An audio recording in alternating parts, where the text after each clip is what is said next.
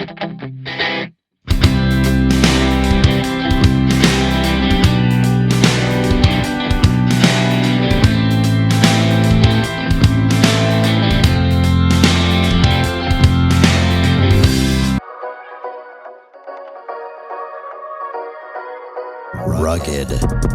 lightweight, comfortable, handcrafted rockin' leather boots.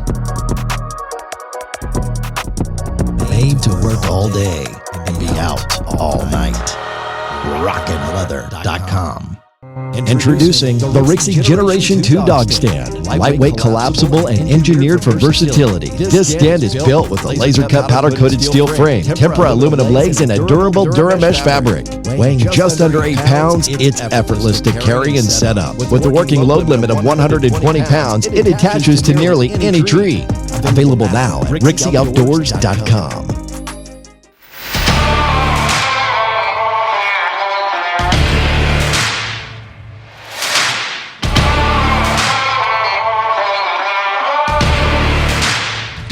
Winter Productions, content creation company that is here to tell your story, whether it's about the love of your life or capturing the chance of a lifetime. We are here to tell your story.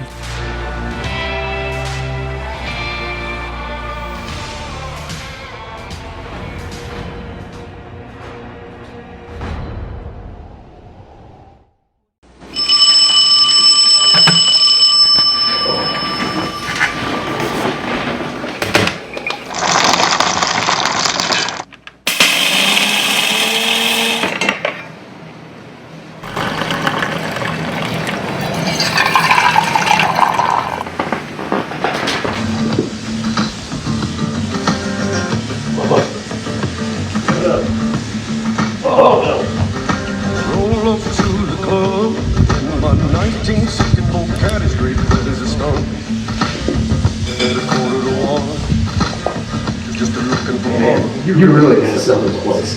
Let's go to the killer dust.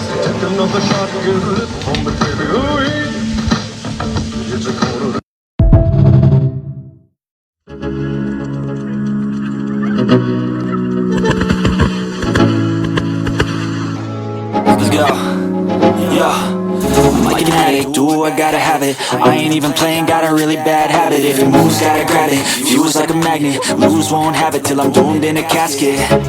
I ain't playing, got a weird mind. If you work 8 hours, I'ma work 9. If the shit tastes sour, you should taste mine. I'ma stay in power for a long time. Get up, nah, I ain't a quitter. Toss me the ball, I'm a really big hitter. Big picture, I'm a straight killer. Rising the song to the highest bidder. Got juice, got gas, I'ma move fast. New shoes, new tracks, like who's that? I'm new, come back better than last. Yeah, it's a new me, never gonna look back. Never gonna look back. Cause damn, I was built to last. You move slow and I move fast, and that's facts. Only I can make a change. Slowly take a step today. I will never be the same.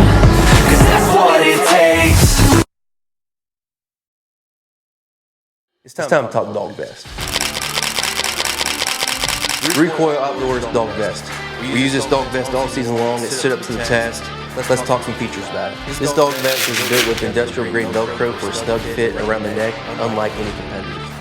This vest comes with dual rear straps for a snug fit around the waist. This vest allows for a tucked away handle for the timber or an open handle for open water. This vest also comes with covered edges around the neoprene to prevent chafing. Recoil vest also comes with a Cador chest strip that runs the length of the vest to prevent punctures and cuts. This vest comes in 6 different sizes, tailored to fit the smallest boykin to the biggest lab. Recoil Outdoors, the only fully adjustable one-piece dog vest on the market. Check them out online.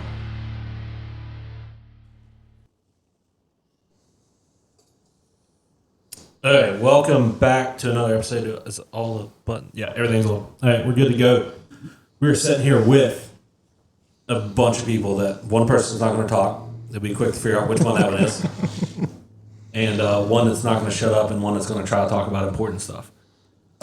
We'll figure all that out in a second. Let's start with introducing everybody right here real quick. We'll start with the guy right here on my right. I'm Derek Threadgill. I'm from the DuQuoin Multi-Town area here in Southern Illinois. Yeah. I'm Nathan Marks. I'm from DuQuoin, Southern Illinois area. And the man. Luke Montgomery. I'm originally from DuQuoin, but live in Benton now, in Southern Illinois. Okay. Yeah. So we're gonna say let's go. Everything looks like it's working fine, better than normal. So we're gonna just bullshit. That's the idea. Nathan was nice enough to invite me out, and Jake, who's sitting somewhere in the background, playing on his phone, probably asleep after eating a donut. I think we're all about sleep. Yeah, we are all about sleep. That is true. So, I mean, let's just get around the table and bullshit a little bit and have a little fun. We're gonna talk about Hunt Proof. They did just release their new upgrade, the pheasant, and we did get a log a little bit in that while we're out here. A little bit of dove. Yeah. And, Not a lot. Not a lot, but we'll blame that mainly on shooting. And I will be the first to say I have shot the shittiest I've ever shot in my life this week. And it's been a tough one. Been a very tough one. So, what y'all keep talking about a door story that involves this door story. Yeah, let's start with a door story and let's see where it goes.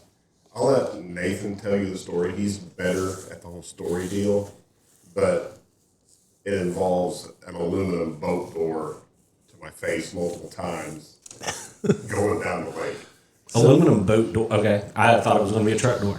So Derek and I decided that we were going to, I think the girls actually decided, but the wives wanted to go hunting. So we took the boat, and Derek was already in a frustrated mood because I believe Laura was struggling in the morning. His wife was struggling getting ready that morning. So we were running late, whatnot. Anyway, heading down the main part of the lake, wind right at our face. So I have a permanent blind built on my boat, and it has a aluminum frame door.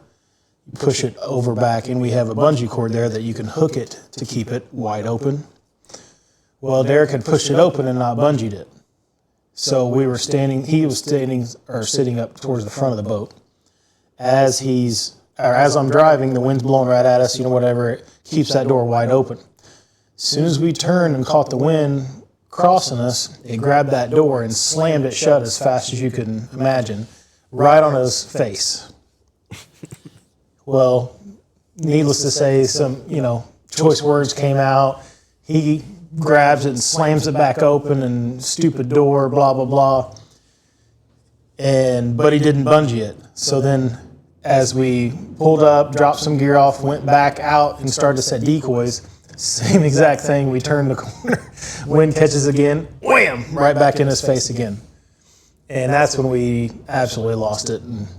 So back at this time, what was this, 10 years ago probably? Oh yeah, easily. I was known for short amount of sleep, working in a factory, giant blow-ups. As far as the friend group goes, Luke is always quiet, reserved, doesn't say much. Nathan's cool, doesn't say much until he's done hit his limit, which his limit's like a mile long. And then mine is just like a match. As soon as something goes wrong, I could break a steel beam. Just cussing, screaming, yelling. My day is ruined. Well, second time after this happened, the wives are in the bottom of the boat sitting, and I look back, and he's married my cousin Grace. She has both hands over her mouth, and my wife is just looking at me like, oh no. It was, I want to say I stepped off the boat onto the bank that day too, and my boot completely went through the floating bank. It was just, it didn't end well. That was a bad day. I mean, we've all had the bad days. It's kind of how you handle yourself. It's kind of like golf. I'm a pretty shitty golfer. Let me start there. So I got so used to sucking, I've only lost a couple irons. Slightly intoxicated on the golf course. I don't know where they ended up. The sand wedge was the worst one I lost because I broke a golf cart in the process, got yelled at by the course and the club. But it's kind of like you want to throw something. Have you ever thrown anything yet? Well, I would say trying to start the motor and what was that, like a little 8-horse or something on there? No, that was a 30-horse. Same lake, same like wind, super cold. Couldn't get a outboard started. That was electric start, wasn't it? Yeah, the bolt had back out on the starter. Starter went up, hit the flywheel, and just sheared the other bolt out of the block. Separated the starter from the block. It was one of those days where you probably should have just parked it and went back home. But as far as throwing and breaking anything, I don't. Not throwing, but breaking. Breaking, yes. I can break anything. Like, if there's any companies out there that want to torture tester stuff, I am 6'2", 350 pounds. I will break it. I want to say I talked to, what was it, Alf's Outdoors? Mm-hmm. And the guys were cool, but I was like, you came out with a big man chair. That's not big enough. I will break it. And we had like a 20-minute argument about it. I mean, we've all breaking chairs, and breaking a chair as a big guy is the worst. Because you're like the chair wasn't built to be the right size. It wasn't. No, there's a work video of me leaning back. Work day was done. It was 5 minutes to go home, and there was a camera in this room. And I leaned back, legs shot out from under me, and I'm just lay there in pain. And next thing you know, it was on a training video of what not to do. So that sounds like the current job we have. We've done that before with having to do. We had a lady, which Jake will find this funny, laughing in the background. She tripped over forks on a forklift, and we had to have a training video on it, company-wide training video, and she broke her elbow. The funniest thing about it was she used to come to work super, she'd take her pain pills at work, and she would get very giddy. That was fun. Is that leading back to a West Virginia kind of thing? I mean, I was not concerned. We thought this was a nice place where we're staying here in this lovely town, and then they brought up the, I don't know, last time we went to Dollar General to buy a couple food items, and they were like, well, watch for the meth heads. And I was like, what? Yeah, we did have a homeless encampment until a couple weeks ago. Now that's kind of. Well, I mean, we all have homeless. I mean, we had them living in a car wash in in the town I work in. We don't have homeless near me. I live in the middle of nowhere. But yeah, I mean, you have that. That's a common theme thing. Let's kind of get to know, kind of do a little round table here. When you started, when you got into waterfowl hunting, I kind of had Nate's, but we'll kind of have him refresh a little bit. So we'll end on him, but we'll start with Luke, since Luke doesn't want to talk. We'll start with him. Well, I had some buddies. We were deer hunting and filming deer hunts, and one of the buddies, his dad was in a club, and he duck hunted, goose hunted, and then another buddy, he had some property. His dad used to duck hunt, didn't duck hunt anymore. And we were deer hunting, and we kept seeing all these ducks go into the slough on the neighbor's property.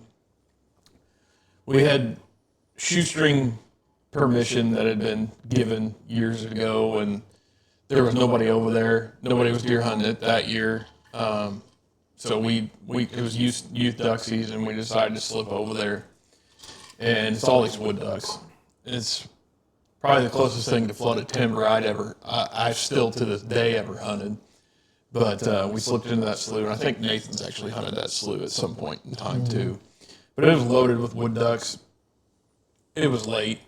They were coming back to roost, and we were 13 years old, going on youth hunt by ourselves, and just seeing them come right in your face. And we dropped 10 or 15 ducks that day. Probably well over our limit, statute of limitations there. I think that's a common theme. If I've learned anything about, most duck hunters, when they got into it, they're outlaws of some sort.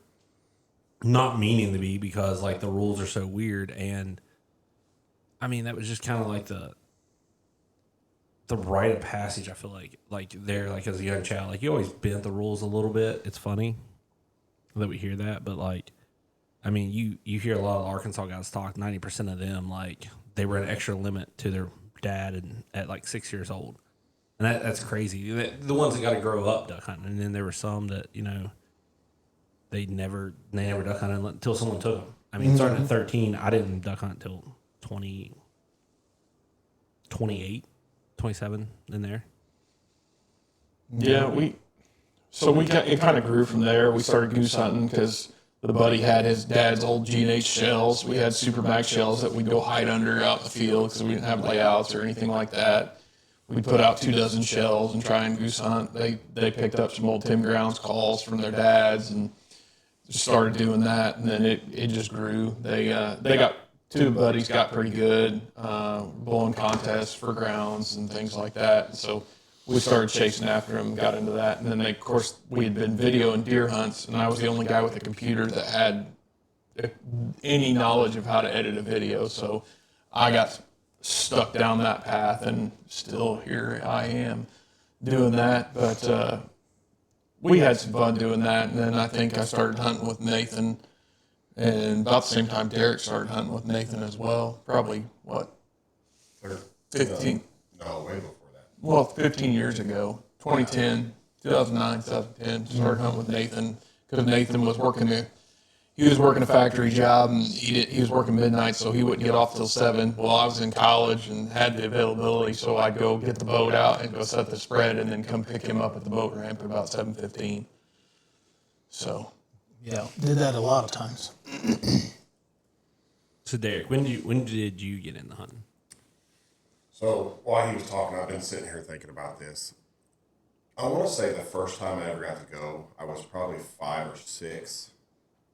It was up north with my stepdad. We lived outside of Chicago for 3 or 4 years. The Braidwood power plant used to be, that's what everybody wanted to do. It was between there and the Illinois River. I remember, hot damn. That was camera stuff. It's fine. I remember being in the old green camo that you got from the surplus store. Wet, cold, but big honkers is the first thing I remember.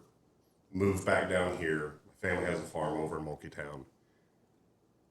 And 3 miles down the road, there's birds everywhere in the bottoms. 3 miles up our road, there's nothing. It's dead. And I can remember one fall just randomly driving around a four-wheeler, little bitty slough. You could throw a rock across it. It got loaded up with green wings. Stepdad took me out there. I got to shoot first duck out there, little single shot 20 gauge. And then ever since then, it's just kind of solid. My room growing up was the old, big, thick Cabela's hardback geese on the front of it. Like to this day, I can remember opening it up to the old herder's decoys, the foam ones, and being like, I want this one, I want this one, I want this one. Christmas list, solid hunting stuff. That's kind of how I started. Buddies all through college, Wren Lake, Crab Orchard, Pyramid, and kind of where led us to today. Nathan, you've talked before on here when we had you and Steven on Talking Hunt Proof, but just kind of like summary, kind of how you met these two guys. Maybe we'll start there, like the hunting that kind of related to meeting these two guys. Yeah, like Luke said, me and him go to church together. Started talking hunting at church a little bit, and decided, I think at that time he was going a little bit by himself, so it just made sense to be able to partner together. And him not having a boat, I had the boat. It's a better opportunity where we were hunting at. So basically, it was like, well, heck, if you want to come get the boat and you're willing to go do that, then it gives us both opportunities to go. And we shot quite a few ducks playing that game, and then not for sure how long we were doing that. Some of his friends would come with us a couple times, and then so like Derek is my wife's cousin, so naturally we started talking and hanging out and stuff, and hunted a few times, and it just seemed like over time we were hunting together more and more, and just kind of worked out well. And we had the same idea generally on how we like to hunt and things we like to do. So it was kind of, I guess you just say it fit pretty well, and went from there. Yeah, so I mean that's kind of how I feel like everyone gets into it. Like it's a family or a close friend you kind of bump into. I mean, there's very few guys that kind of just solo do this. I mean, like we talked about this morning, I've been called bougie all weekend because of my Yeti shit. And it continues to transpire as they walk in. How many cups do you have? I will look it up in a second. No. On how many Yeti items. I'll look it up on Yeti. They're all registered, minus the one I bought the other day. And maybe one of those cups. So the one we bought the other day, we all grew up dove hunting out of a athletic bag you bought or Laundry bag. a 5-gallon bucket with a foam lid on top of it. He comes out here, 8 robo-doves, decoys, and he's like, man, I really need this Yeti box. I need this Yeti box. I'm thinking, why do you need a Yeti box? Shows up. How much does this thing cost? I don't know. I have 200 in it. Blaze orange Yeti box strictly for dove hunting. It's like, oh my. You've single-handedly kept Yeti going. Yes, I have. Not completely. I don't know where that sweet come from. But I'm looking it up right now just for you, just so I can catch. The number is strong. Like 401k strong? The number is strong. That's where he's putting all his investments. Do they go up in value? Okay. So, would you take what number do you think it is? Take a guess. Can you see it from there? No, I can't. So cups, coolers, bags. Here, I'll just scroll. If it'll let me start scrolling. I'm going 41. A little higher, lower? Higher. 50. Dude. Okay, how many of these are in storage? How many of these are in use in your kitchen? They're all in my kitchen in use. Jake can vouch, sitting back here. They're all. I mean, like we have 2 shakers, like, and I have some of them. Like I bought that for my parents. That's registered under my name, but I bought it. They have it. I sold that. I just sold that to Jake. So can I take that off? No. Okay. I thought I'd It's ask. still on that computer. I thought I'd ask. So what is the number? It is 65. You know, there's people that hunt with less decoys than you own. That one was kind of. I'll give you that one was dumb. The replacement tabs. That was like an impulse buy. I don't know. But some of these were gifts. Like I buy 2 Lucky Ducks, and I'm like, man, that was a lot of money. But 2 Lucky Ducks is like half of this. Like the new No. Lucky Ducks. No. Easy. Easy. Your travel mug with the shot glasses, what was that, $50? That was a Christmas gift. I'm still registering under my name. That was a Christmas gift though. I don't know why it has that on there. At least you're a generous Yeti collector. So what is Yeti Christmas? You keep saying this. So I buy like my kids like a Yeti cup or something, like for sports or something, and then I buy like my wife. My wife, we carry one regularly. Like she carries like all these. Like she carries one regularly to work. So is Stanley a 4-letter word in your house? It's you don't bring that in the house. I will trash. I will throw that. Okay, out. so besides the And, Yeti stuff. and I have a lot of friends that come over. I brought 2 of these, and I'm the only one drinking alcohol right now. I'm going to need more because I'm getting abused. Okay, so besides the Yeti cups, sorry Yeti, how much other junk have you bought? From Yeti or Just Stanley? none?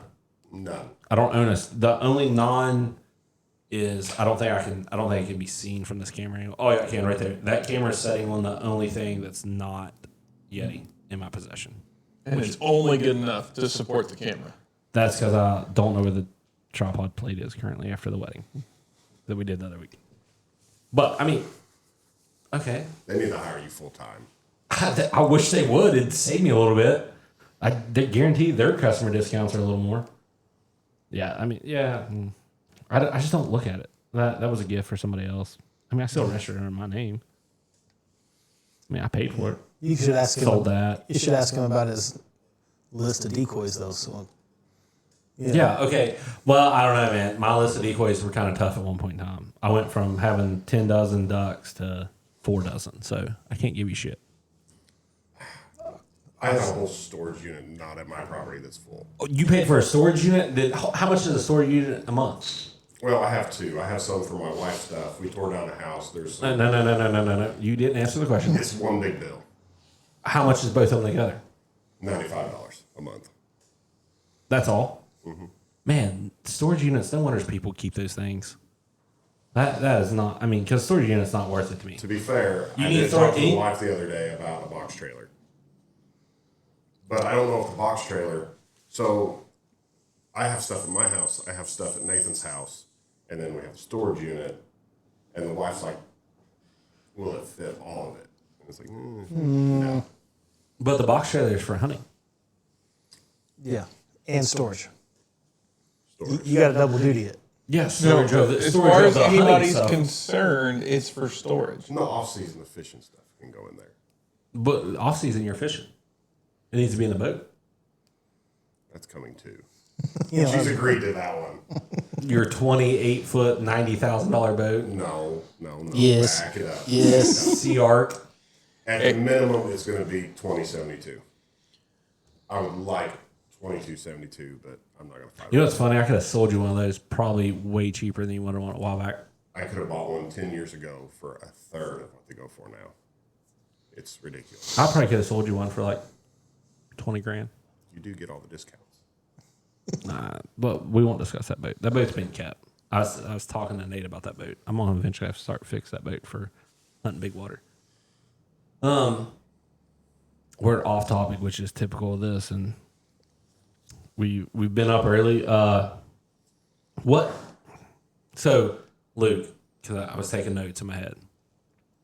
What made you kind of get into the whole editing side of that? I mean, you guys started that early, really. I mean, starting at 13, 15. I mean, you've kind of stuck with it.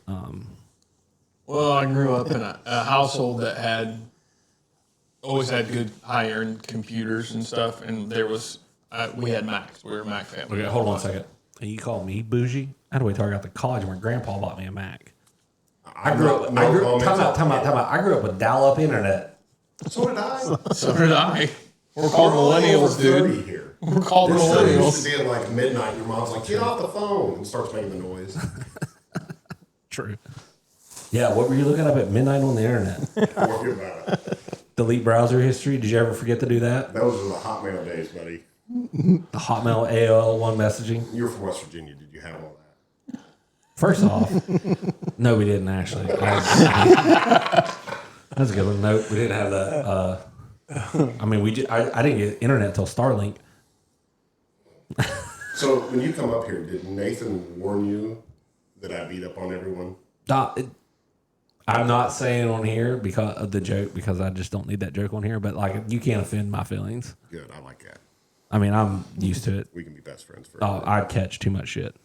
I know. He figured it out real quick, didn't you? Oh yeah.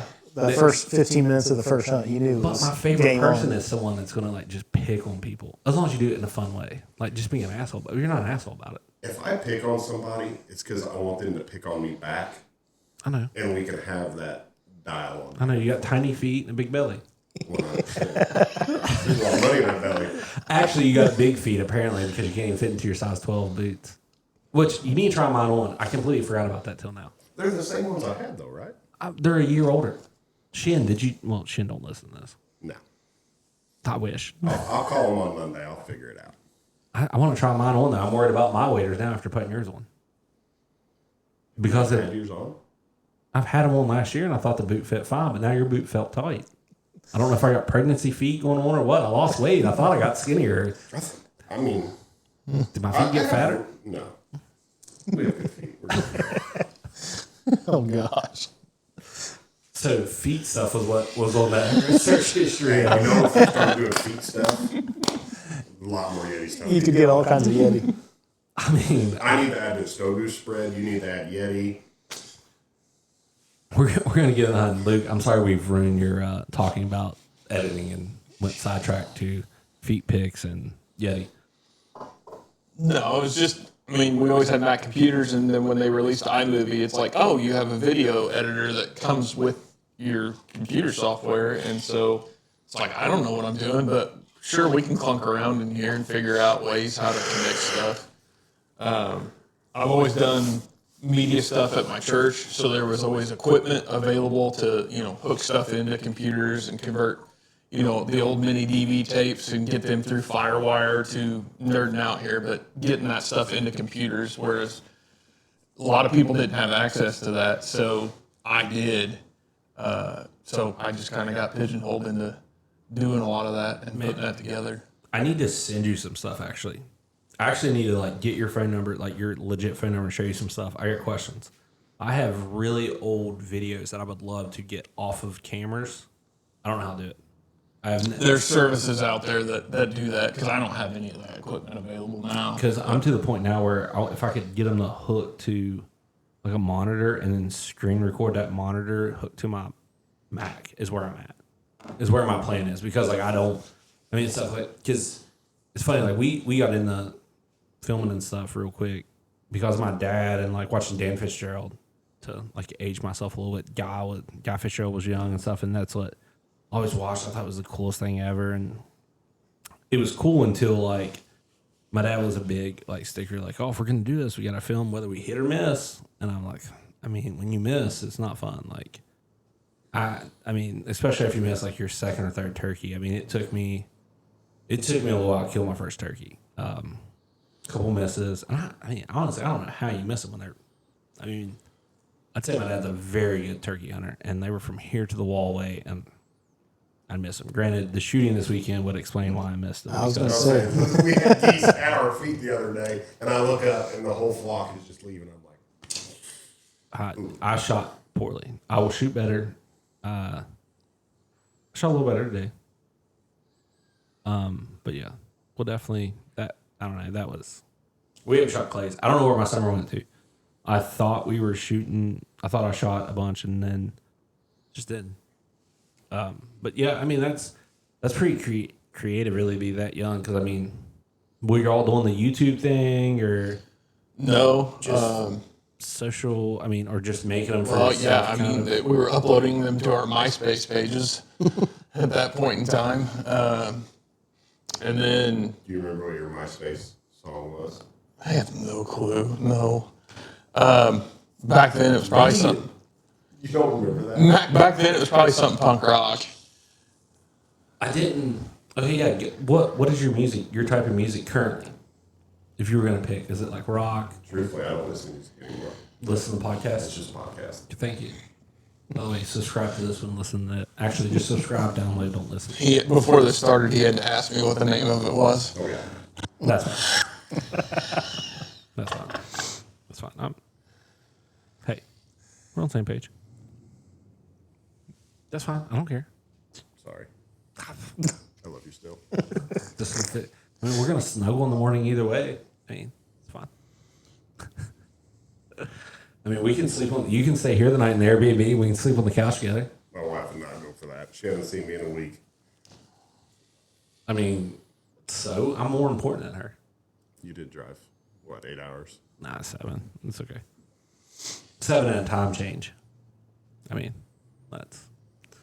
So going back to the videos where we showed them. No, literally. So the first video I ever did, like start to finish, of a bunch of deer hunt footage that we had, we literally took it into our 6th grade science class and showed it in 6th grade to our teacher. That was before waterfowl even, so that would have been, we'd have been 11 or 12 when we put together a hunt video.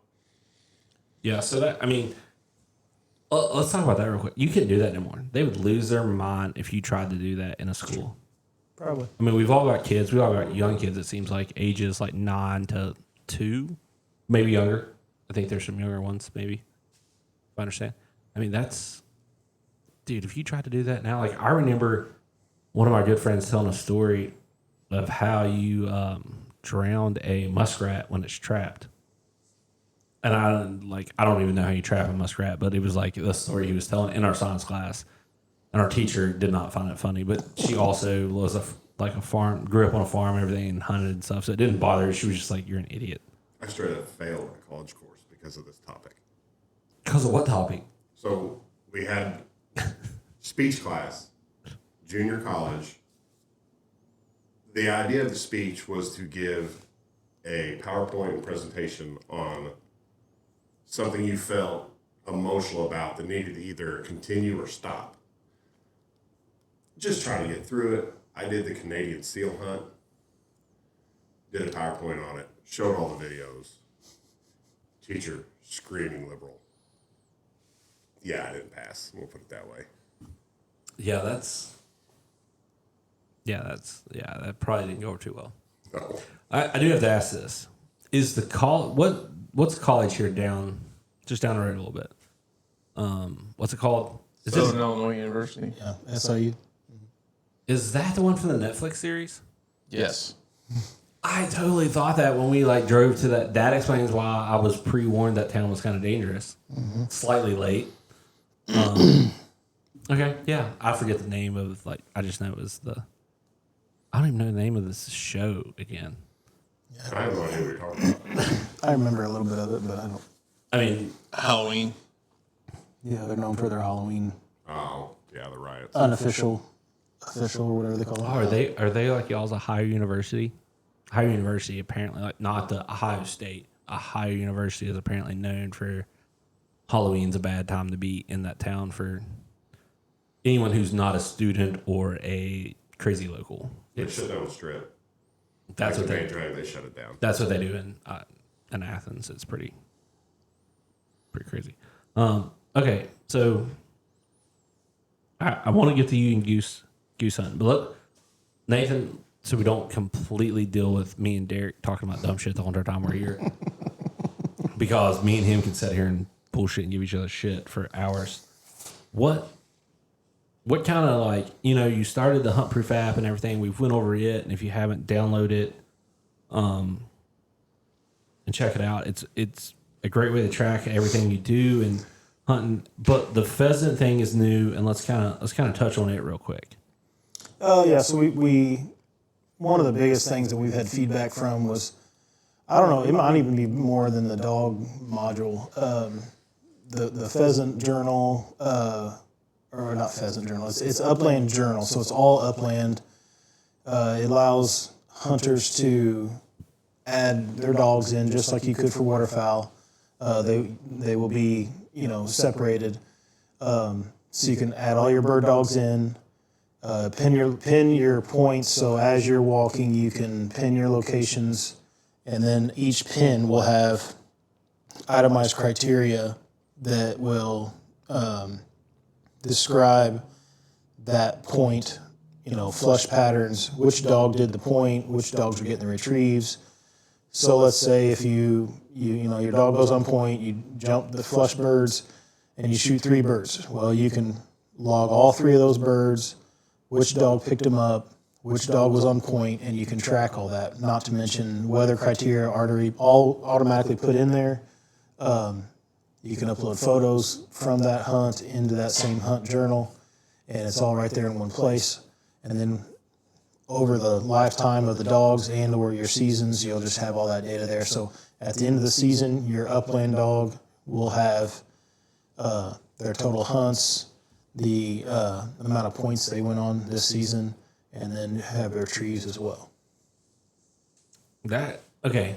So yeah, I'm glad you broke that down, because I've played in it a little bit, but not understanding upland, it's kind of a lot for someone. Well, that's been a struggle for us too, is because outside of a couple game preserve options around here, there's not a whole lot. I mean, quail have really struggled in our area. I mean, there is guys that still go quail hunt regularly, but they're pretty thin, so it's not something that is common.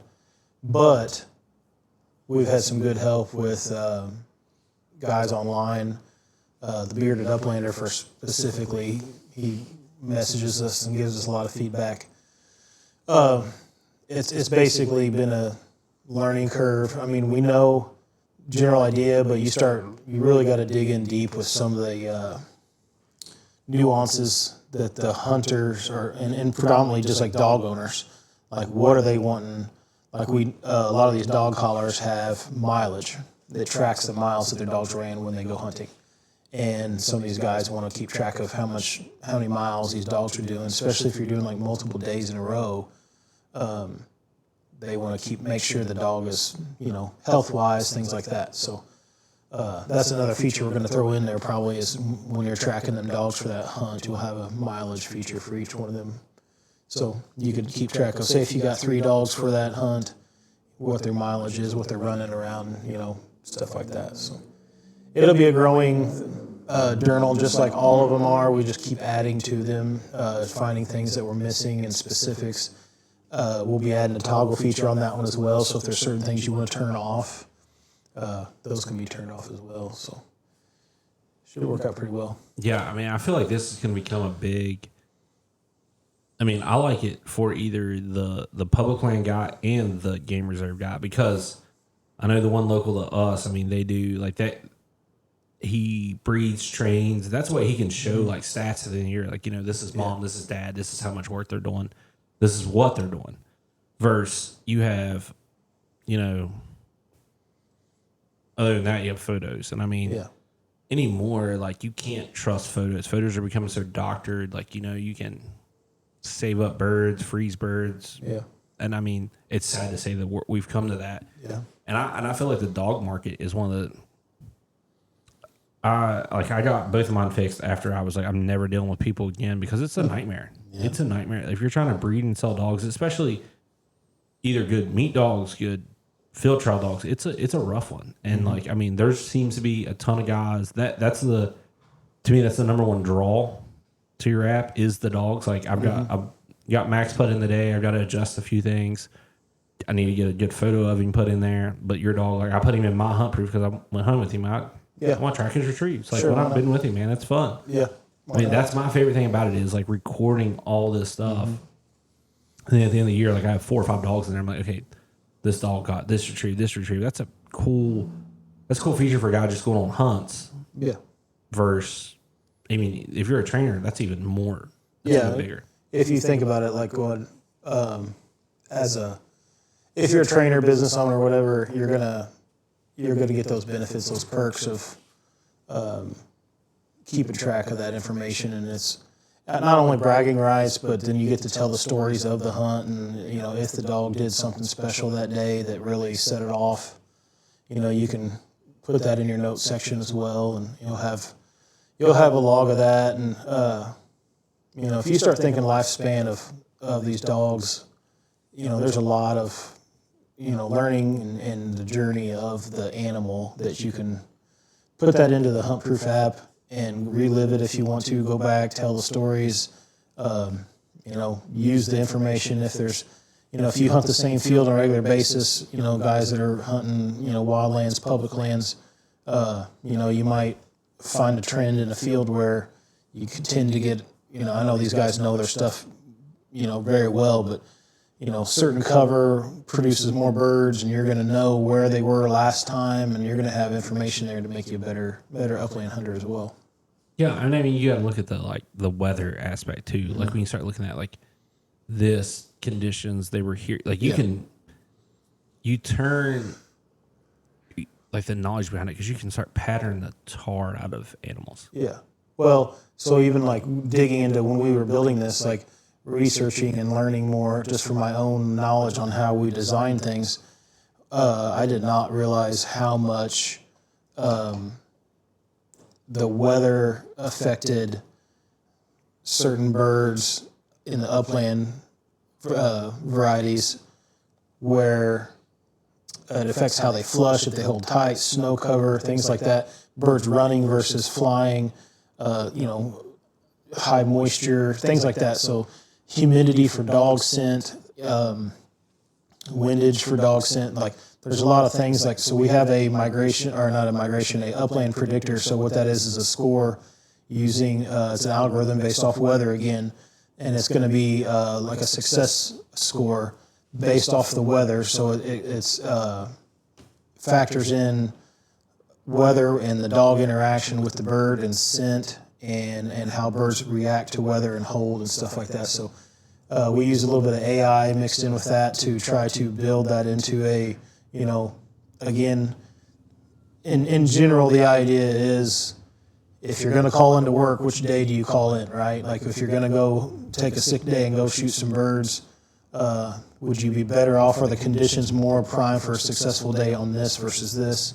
And use that score to help get a general idea. Well, we've all kind of like talked about it. I mean, I'm blessed with the amount of days I get to hunt. I mean, I feel like you guys arrange your time to like, you have to maximize what days you get to hunt. Exactly. I mean, some guys, it's the working man, and if he can trade a shift for a weekday off versus a weekend, you know, that's a big deal because, I mean, that's family time he's losing, and it gets hard to go hunt. I mean, all of us have families here, and you have a bad hunt. Well, you go back home, and the wife's like, well, "Why'd you go? Yeah. You didn't kill anything. Why'd you go?" Yeah. Well, I mean, I thought maybe starts losing faith in you real quick. Yeah, I mean it does, and I mean we talked about we're gonna get into the hunts so far this weekend and stuff and all that, and how we've done. We're gonna get into the type of hunting I like to do. For me, it's small water, backwater type hunts, but that's what we have regularly available to us. Now we have got to hunt a way that I've never got to hunt, and we've got to hunt a way that like I'd like to hunt, but we just don't get the opportunity to hunt, which was real fun, both of them. But let's start with Luke. Like, if you had to pick away the hunt, how would it be? Like, what are you going to do? You're going to hunt ducks in a field, dry field? You're going to hunt geese? You're going to hunt over water, pit blind, slough? I mean, and you guys, to take into account here, you guys hunt here in Illinois. Y'all go to North Dakota, maybe some other places. But what's your... I got two. They're both dry field, either ducks in a dry field. I've been on 2 hunts where we've had the ducks, backpedaling in our boot bag. And there's one hunt in particular that the wind was just super stout, so they were stacking right up on top of us. We had a big front coming in because I think we went and hunted on one of the worst hunts I've ever been on 2 days later after a snowstorm rolled in the same field. And that just, I've been chasing that for a long time. But specs in North Dakota last year in the Durham field was just, that was wild too. Mm-hmm. All right, Nate. Where we are, we don't really get ducks in the dry field, so that's always the big wish. Like when we go to North Dakota, that's the ultimate. Like we said the other day, if we didn't have to wear waders in North Dakota, that'd be the perfect trip, just to run them all dry fields. Ultimately, I would love to do, like we said earlier today, like a skinny water, Platte River type duck shoot would be pretty great. Geese the same way. I don't know. I think it's at my stage of hunting, I feel like it's a very just chill like setting to where it's probably not huge massive flocks. You're getting 2s and 5s and take your time and pull up and one bird at a time or 2 each, and not have to do big flocks, and it just sounds pretty sweet. That's kind of where I would lean towards. I mean, I was caught off guard by y'all's limits and you guys were caught off by our limits because y'all were like assuming we had one like Maryland, being that we're kind of more in, less coast. So, I mean, we have less geese. So I'm kind of surprised. And I talked to a buddy about this, and he's like, "Yeah, I mean, if you think about it, we're pretty liberal in our limits when it comes to geese. As far as like, I guess, you guys been to, and we'll talk like Illinois is kind of used to be the goose capital of the world, and we're saying like, I mean, I've seen a decent amount of birds this week, and you guys are like, "Oh, this is way under what it's been," and that blows my mind, being that like just the landscape you guys have with all the water and stuff, it's a very different, very, very different. I mean, like the mining style and the agricultural style. So I do have a question real quick that popped up in my mind. Me and Jake were talking about it here. Why do you guys not plant like the lower ditch lines? Do you guys have erosion, like in the fields? Yeah, it's erosion control. Okay. So like if you plant down in those ditch lines, you'll have just so much bad soil erosion. When you get high rain, high water situation, big 2-inch rain, it'll just wash all the topsoil out of the ditches and everything. So there's probably the farm bills probably are giving easements for that and stuff like that. There's a setback that you can't plant from those ditch lines. Yes, that makes complete sense. When you're saying it makes complete sense, I was just caught off guard by that being the The reason, because at home we'll plant, like we'd plant all the way down in there. Mm-hmm. But I mean, because we were talking, I was like, man, like I'd be finding a way to plug these and flood the tar out of Yeah. it. I brought that to his attention the other day. I was like, man, like you plug those, flood those, lay in the corner, you got the water in front. I mean, Absolutely. we used to hunt a place like that. Well, it happens a lot. I mean, like that's generally how in our area everything kind of starts is take an agricultural field, plug a drainage ditch or something and kind of go from there. And then if it takes, if the birds find it within a year or two and it makes sense, then you take the next step forward and throw an actual, riser board set up in there where you can control water levels and the whole 9 yards. But yeah, we've dammed off fields a couple different times trying to get birds. I know Derek has done it previous years, and it's pretty common to. I've been a part of a few of those fiascos trying to hold back water through culverts and push water back over a couple acres of field, and it does work. It works a lot. We've shot a lot of ducks and geese doing that. You got to make the farmer happy. A lot of times that's the problem. Yeah, they don't like it. Yeah, and I want to say why they don't like it, because you're kind of. We need to think of a way, Derek, me and you, because he's got his money way and he films, so we'll leave him out. We need to think of a way that we can build a quick attach riser board system. I got one. You already have one made? It's called a Bobcat. That destroys fields. I was thinking something we could easily put on. You know what I mean? Like something you could easily put on and then like somehow like gate it, like lower it down, gate it, raise it up. I mean, some people just take a sheet of 1/2-inch plywood, cut the foam, and seal her off. Yeah, but like once again, like you have really no water control at that point. You're pretty much blocking like when I was thinking flooding, I was thinking like a 200-yard spot. I guess I underestimate how much water you guys can get and hold back, especially with, I've thrown the drone up a few times and flown around, and the amount of like, I would call quite large ponds that are around here because of the way y'all mine and stuff is insane. Like it just looks like it would be miserable trying to like hold birds to your water because they have 1,000 other lakes to go choose from. Yeah, it's super hard. So we ran into this last year. Everything starts freezing up. You turn the ice heaters on, you're going, and you're looking at these giant strip cuts that are 100 foot deep around here. And you're like, okay, they have skim ice.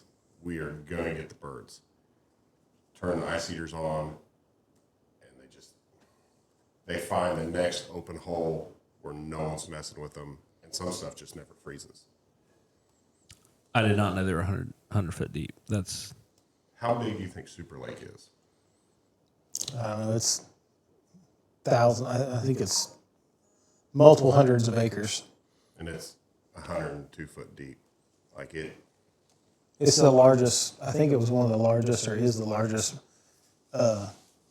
strip mine that was made in either Illinois or maybe it's even bigger than that. But it's massive, But that's the thing is most of them. So like the places we hunt most of the time when we take our boat, like Pyramid State Park, guys that have watched our social media talk about it a lot.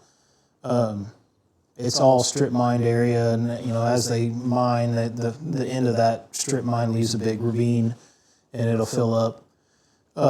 And a lot of them are terraced as they go down. So like you're setting your decoys in, say 7 or 8 feet of water, and then all of a sudden it'll terrace down 6 or 8 feet and go to the next one, and then the next terrace might be 20 feet. So you can get 30 yards off the bank, 40 yards off the bank, and be in 75 feet of water.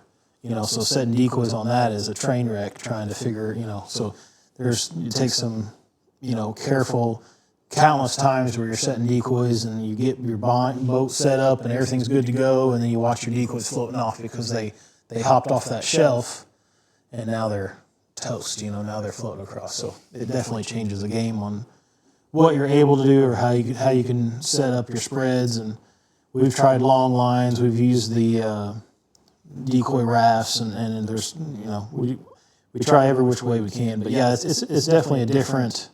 Like if you take somebody that's hunting flooded timber and it's waist deep water most of the time, and then turn around and throw them in a 70-foot deep lake, covered with ducks, like it changes things.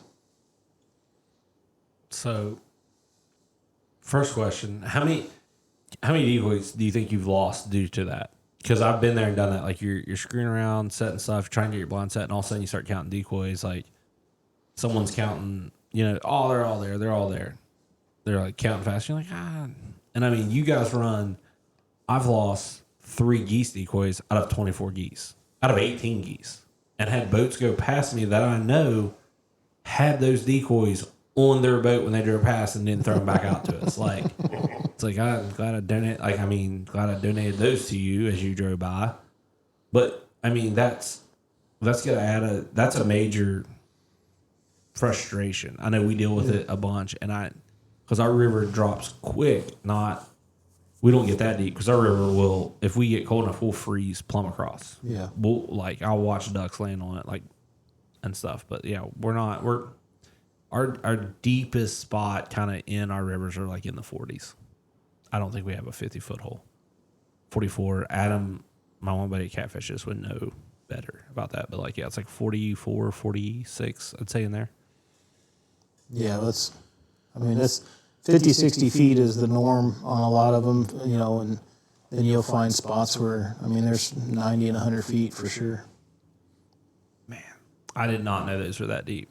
Usually, it's not in an area that we're going to actually we're hunting, but at the same time, the water depth is an issue. You start trying to set decoys and try to make a good looking spread for the right wind, and you're like, man, I can't set anything in this area that we're hunting. I can't set any decoys past 25 yards out in front of me.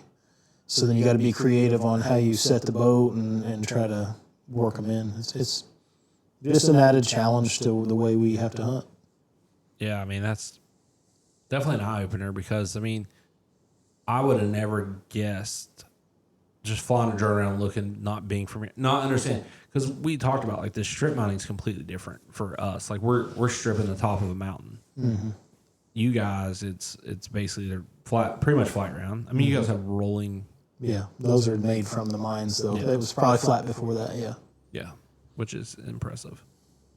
All right, so we haven't talked about the way you like to hunt. Granted, you've talked about it while we've been on hunts because you're giddy about tomorrow. I am giddy about tomorrow. So, I love ducks, don't get me wrong. But geese, there's just something, like yesterday, we have that flag, and I'm trying to put it away, put it under the ghillie blanket, and 34 years old, and my hand still starts doing one of them. But the older I get, the hunts that stick out to me are the hunts that come with birds, but they come with the weather. Like up in North Dakota last year, the one Luke talked about, spitting snow, windy, first big cold front, and there's umpteens how many thousands of speckle bellies coming over the top of you. It's deafening. It's for me, it's still heart racing. Like, I have buddies that deer hunt, they hate duck and goose hunting, and they all start talking about getting nervous. It's like, I still do it. I don't get it because I don't get the duck and the deer hunters. And first I'm saying they can stay over there. Not that I don't want them in the side, but we don't need no more guys. Like, we're all, God, we got plenty. We want more deer hunters. We want more hunters that are deer hunters is what we want. Crowd up their woods a little bit. Our fields are crowded up.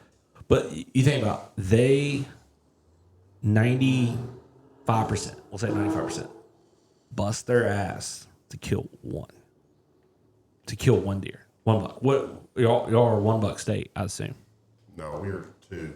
2? Okay. Well, last time I deer hunted, it was 2. All right. Still 2. You can shoot 2 geese a day. And that's like, you're like, oh, well, you're talking about heart racing. In North Dakota, you can shoot theoretically, staying legally within your possession limit, you can shoot them every day. It's like I don't understand it. Like, you're like, you get so excited, you get nervous. Like, ducks start working in like dry fields and stuff, and the specs and like, I don't get it. Like, it's the greatest thing ever. Like, you get so, I think like once I finally figured that out, like I haven't wanted the deer hunter to do anything else. The older dudes that deer hunt get it because of the time, effort, and work that goes into it. I'm the same way. Like, once we put in this new pit this year, and you go out there and turn on the pumps, and you're wading through the mud to put in the water, as much as I'm cussing and screaming and sweating, he came back home from vacation about a month ago, and we were out there fighting a brand new pump, putting an extended run tank on it. But that build up, we only shot one goose this morning, but it's out of the new pit. It's out of water that we pumped. It's out of stuff that we planted.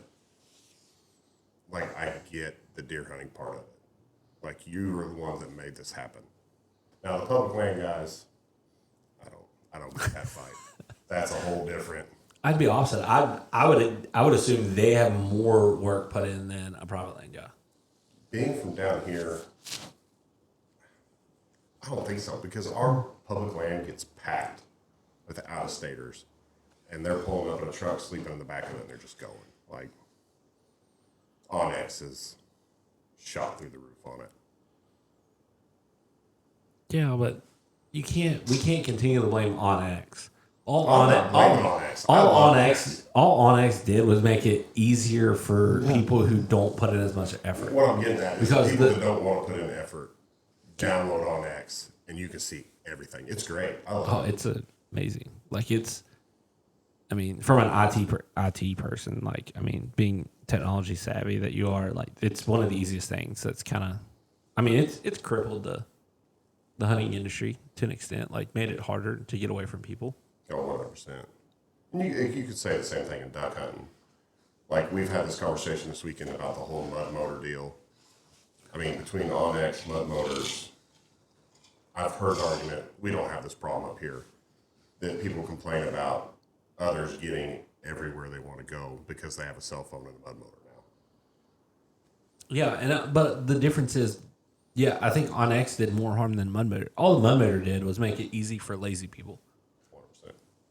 And you're going to have that with everything. Like, e-bikes made it easier for lazy people in the deer and elk world. You got to think like those things. Like, you charge them up. I don't know all the details, but you can pretty much just cook it anywhere you want to go. Think of turkey hunting like public land in the Midwest, like, and out there in like the West, pretty much. I don't know. Is this classified as the Midwest where we are now? Mm-hmm. Yeah. Yeah. See, I don't know. We get past like Kentucky. I don't know where we're at. Same here. We're Southern Illinois. The North doesn't want us. The South doesn't want us. Like, I'll claim you. Well, I don't know. You're out of state license, pretty not too expensive, I'll say. But unless you're from Hawaii, which what do you guys have against Hawaii?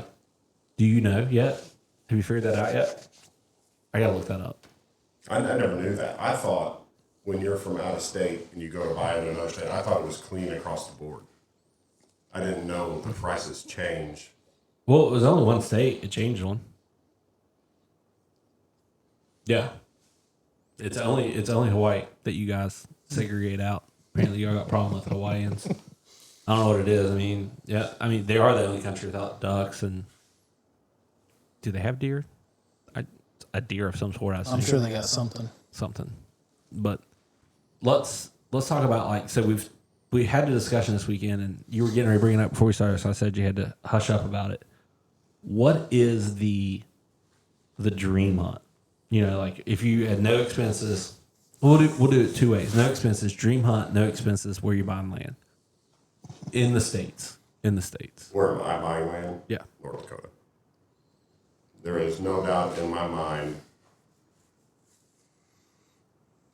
I don't care how bad the winter is, once hunting season's over, it would be North Dakota. North or south? North or south, okay.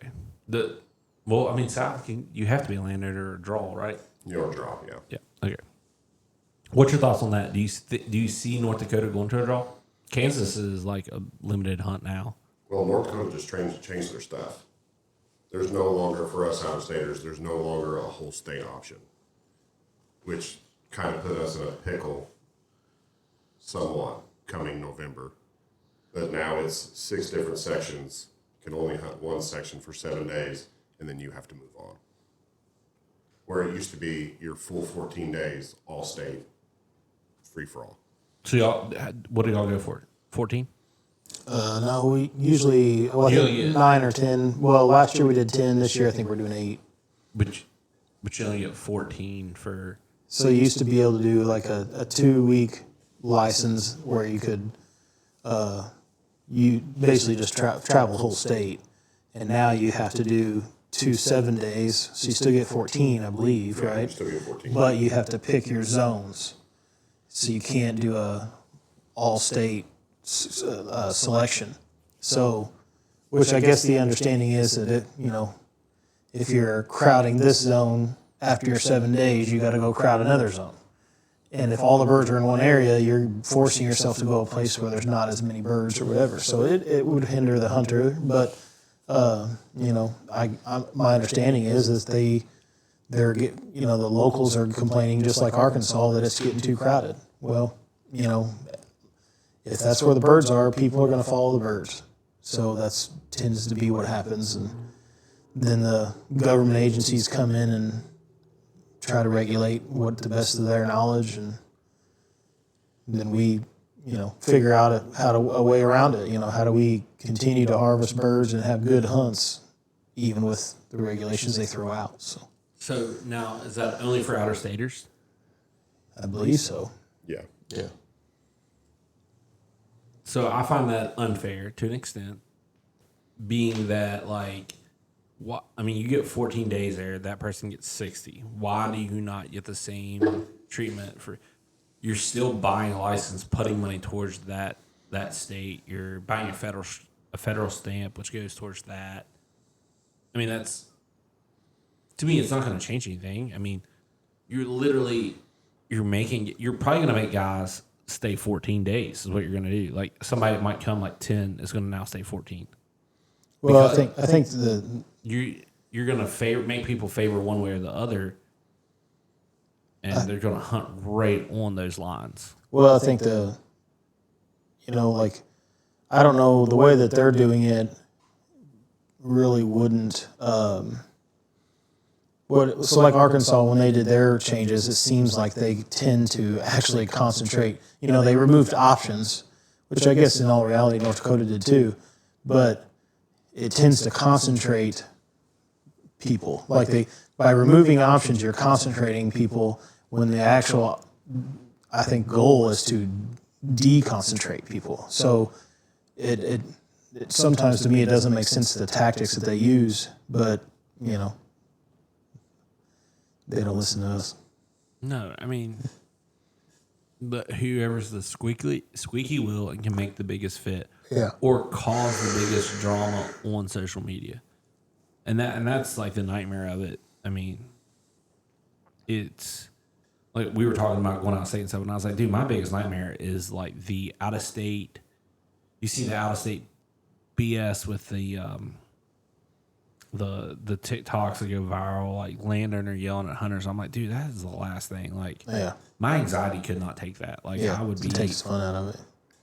But in all reality, like we've been in North Dakota twice now, and we have not had any negative experiences, that I can remember. No, the people of North Dakota, the landowners are great. Like, they are probably the nicest people in the United States. I would say that for most farmers out there. Most farmers that kind of are a-holes have had to deal with an a-hole. Oh, yeah, for sure. And I mean, like, it's... We fight that problem here. Like, I've never had a farmer just straight up get after me. But there's some you go knock on their door, and they can be nice to you at Walmart or whatever. You knock on their door and even ask about a bird or a deer, and they just straight flip switched. Yeah, and I mean, it's because, I don't know, man, people just do shit that doesn't make any sense. Like, just do the dumb stuff that they do. It's not the, I don't know. So back to the original question. Yeah. When you said it was unfair, I definitely get both sides of it. I don't understand how it's necessarily fair when it involves federal money. That's what I was saying. Like, you're to an extent, it involves federal money. Like, it's not. Your duck stamp. I mean, it's federal money. I mean, But like, so the Arkansas situation, I don't go down to hunt Arkansas, but all that state land has gotten federal money some way or how or another. Oh, yeah. And it's like, you're going to take federal money, but you're going to tell out-of-staters that pay federal taxes. Yeah, you're just out of luck. That I've never understood. Well, and I mean, Arkansas guys will say it. Like, it's a lot of times it's not the out-of-state people, man. It's in-state people throwing the fit. And like I said, the times I've been there and hunted, I have a mud motor, and my mud motor has been off for a decent amount of time, and I will hear some idiot within an hour of shooting time. And I understand you have a bad day. Stuff goes wrong. But, like, have a plan B. Back up and go somewhere that you're not going to drive up in the middle of everybody or do this or do that. I mean, you're talking, there's certain boat ramps in Arkansas have 100 and some boats on it in the morning. When you have out-of-staters and stuff, and, like, yeah, that's a stupid amount of people. But if you look at the amount of land that those boat ramps go into, is it? So when you say take 100 and turn it into 50 let's say it's 120 boats. Let's say it's 60 groups hunting. That's probably fair. We'll say there's probably some 2s and 3s and probably some singles. So 60, and then put them on 20,000-ish acres. Oh, that's nothing. That's what I'm saying. People throw a fit about it. If all 20,000 acres are flooded, that's nothing. Yeah, that's what I'm saying. For the most part, yeah, you got to understand that. Like, if they are all flooded, yeah, it's nothing. Everybody can get away from everybody. If they'll do it, it's the fact that some people don't have respect anymore and don't do it. Well, I think there's some people that... We see it in every state. You guys probably see it here. We see it at home. Like, people don't... I know we've went completely off topic here, yes. But that's me and you. These two aren't on their jobs. I think some of that is younger people or people not in the know, that they see your light and they automatically want to be next to somebody else. You can go park out in the middle of the Walmart parking lot by yourself. Someone's going to come park next to you. It's just how people work.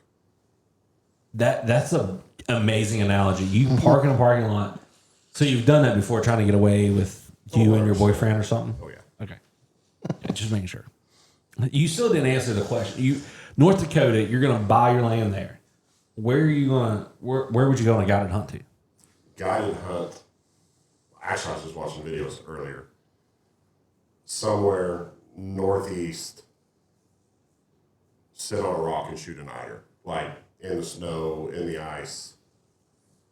The older I get, whether it's duck or goose hunting, I want to be in the weather. Like my most memorable hunts, whether it's on one of our bigger lakes or in a field, is when it's just absolutely shitty. I don't want to be out there in the rain. That's horrible. That's just miserable. But if it's 20 degrees... Well, it's bad weather, but no rain. If it's 20 degrees and it's blowing 50 mile an hour and snowing, I want to be there. That's just... Yeah.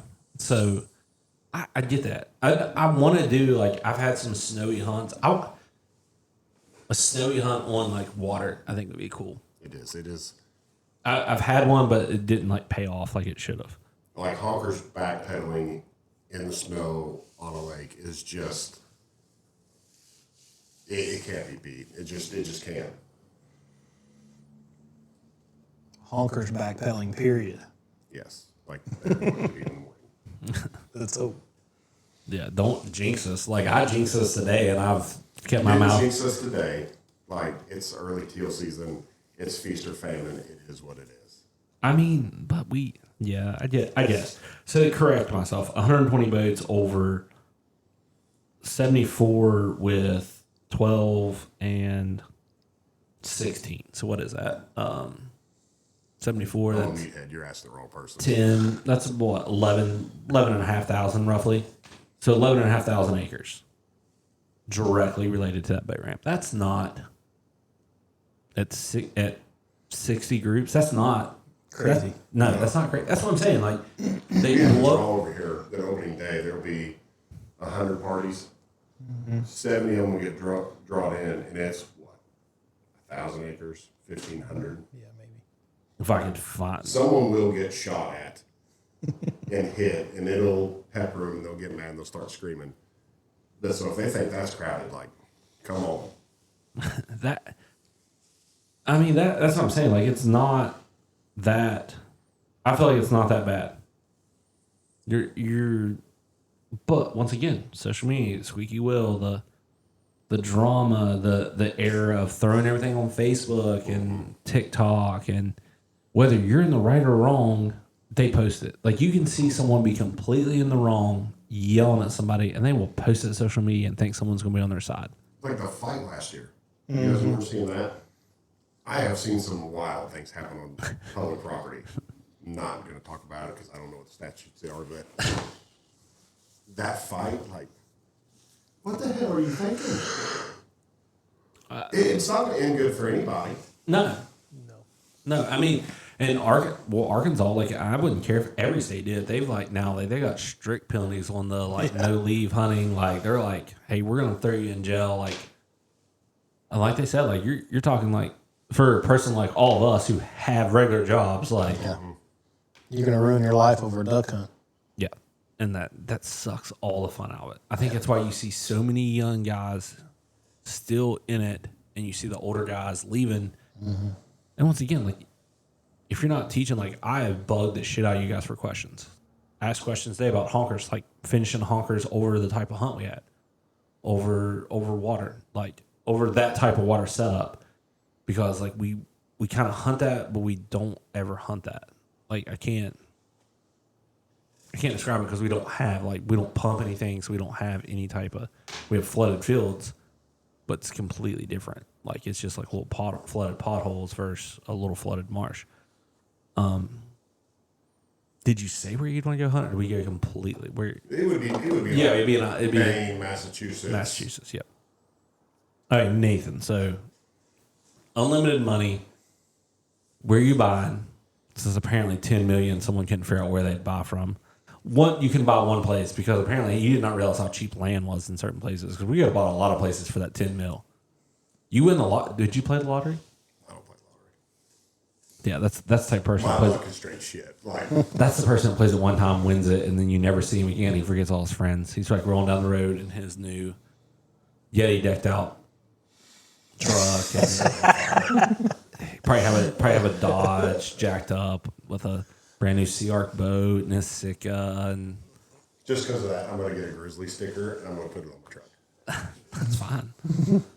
They make good coolers. You know who? Brute is the worst cooler I've ever been around. I don't know if you've ever heard of them. I'll send you one for Christmas, though. Send it away. I'll give you my address. I'll ship it on down to my buddy who bought the cooler, and he likes it. But I'm like, dude, I hate it. That thing wouldn't hold ice for nothing. But, okay. ADHD. You probably shouldn't set us beside each other. So, where would I buy land?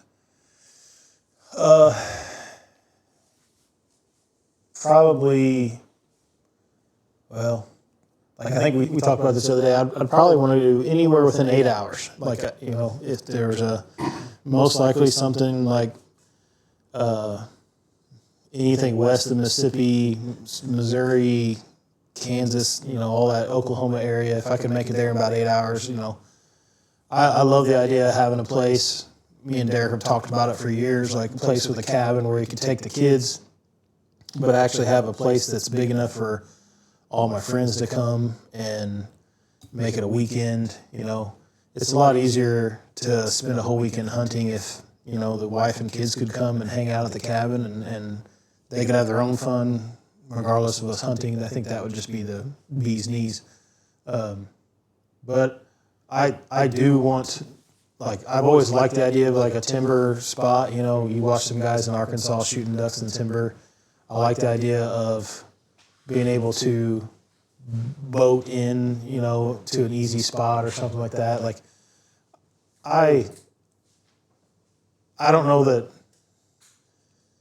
a timber hunt would be what I want to do every day, but at the same time, I don't know.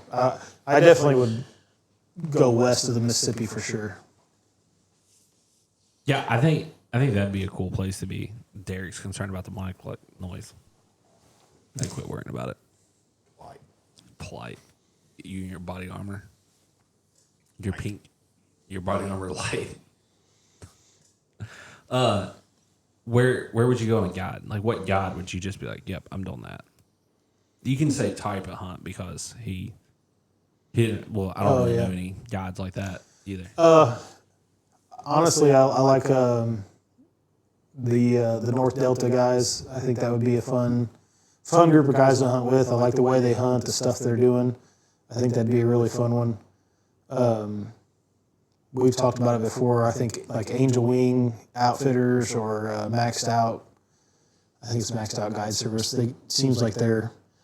We shoot quite a bit of honkers, and that's kind of our thing. Like going to shoot big honkers late season in the snow would be pretty sweet. You know, putting them at your boot bags.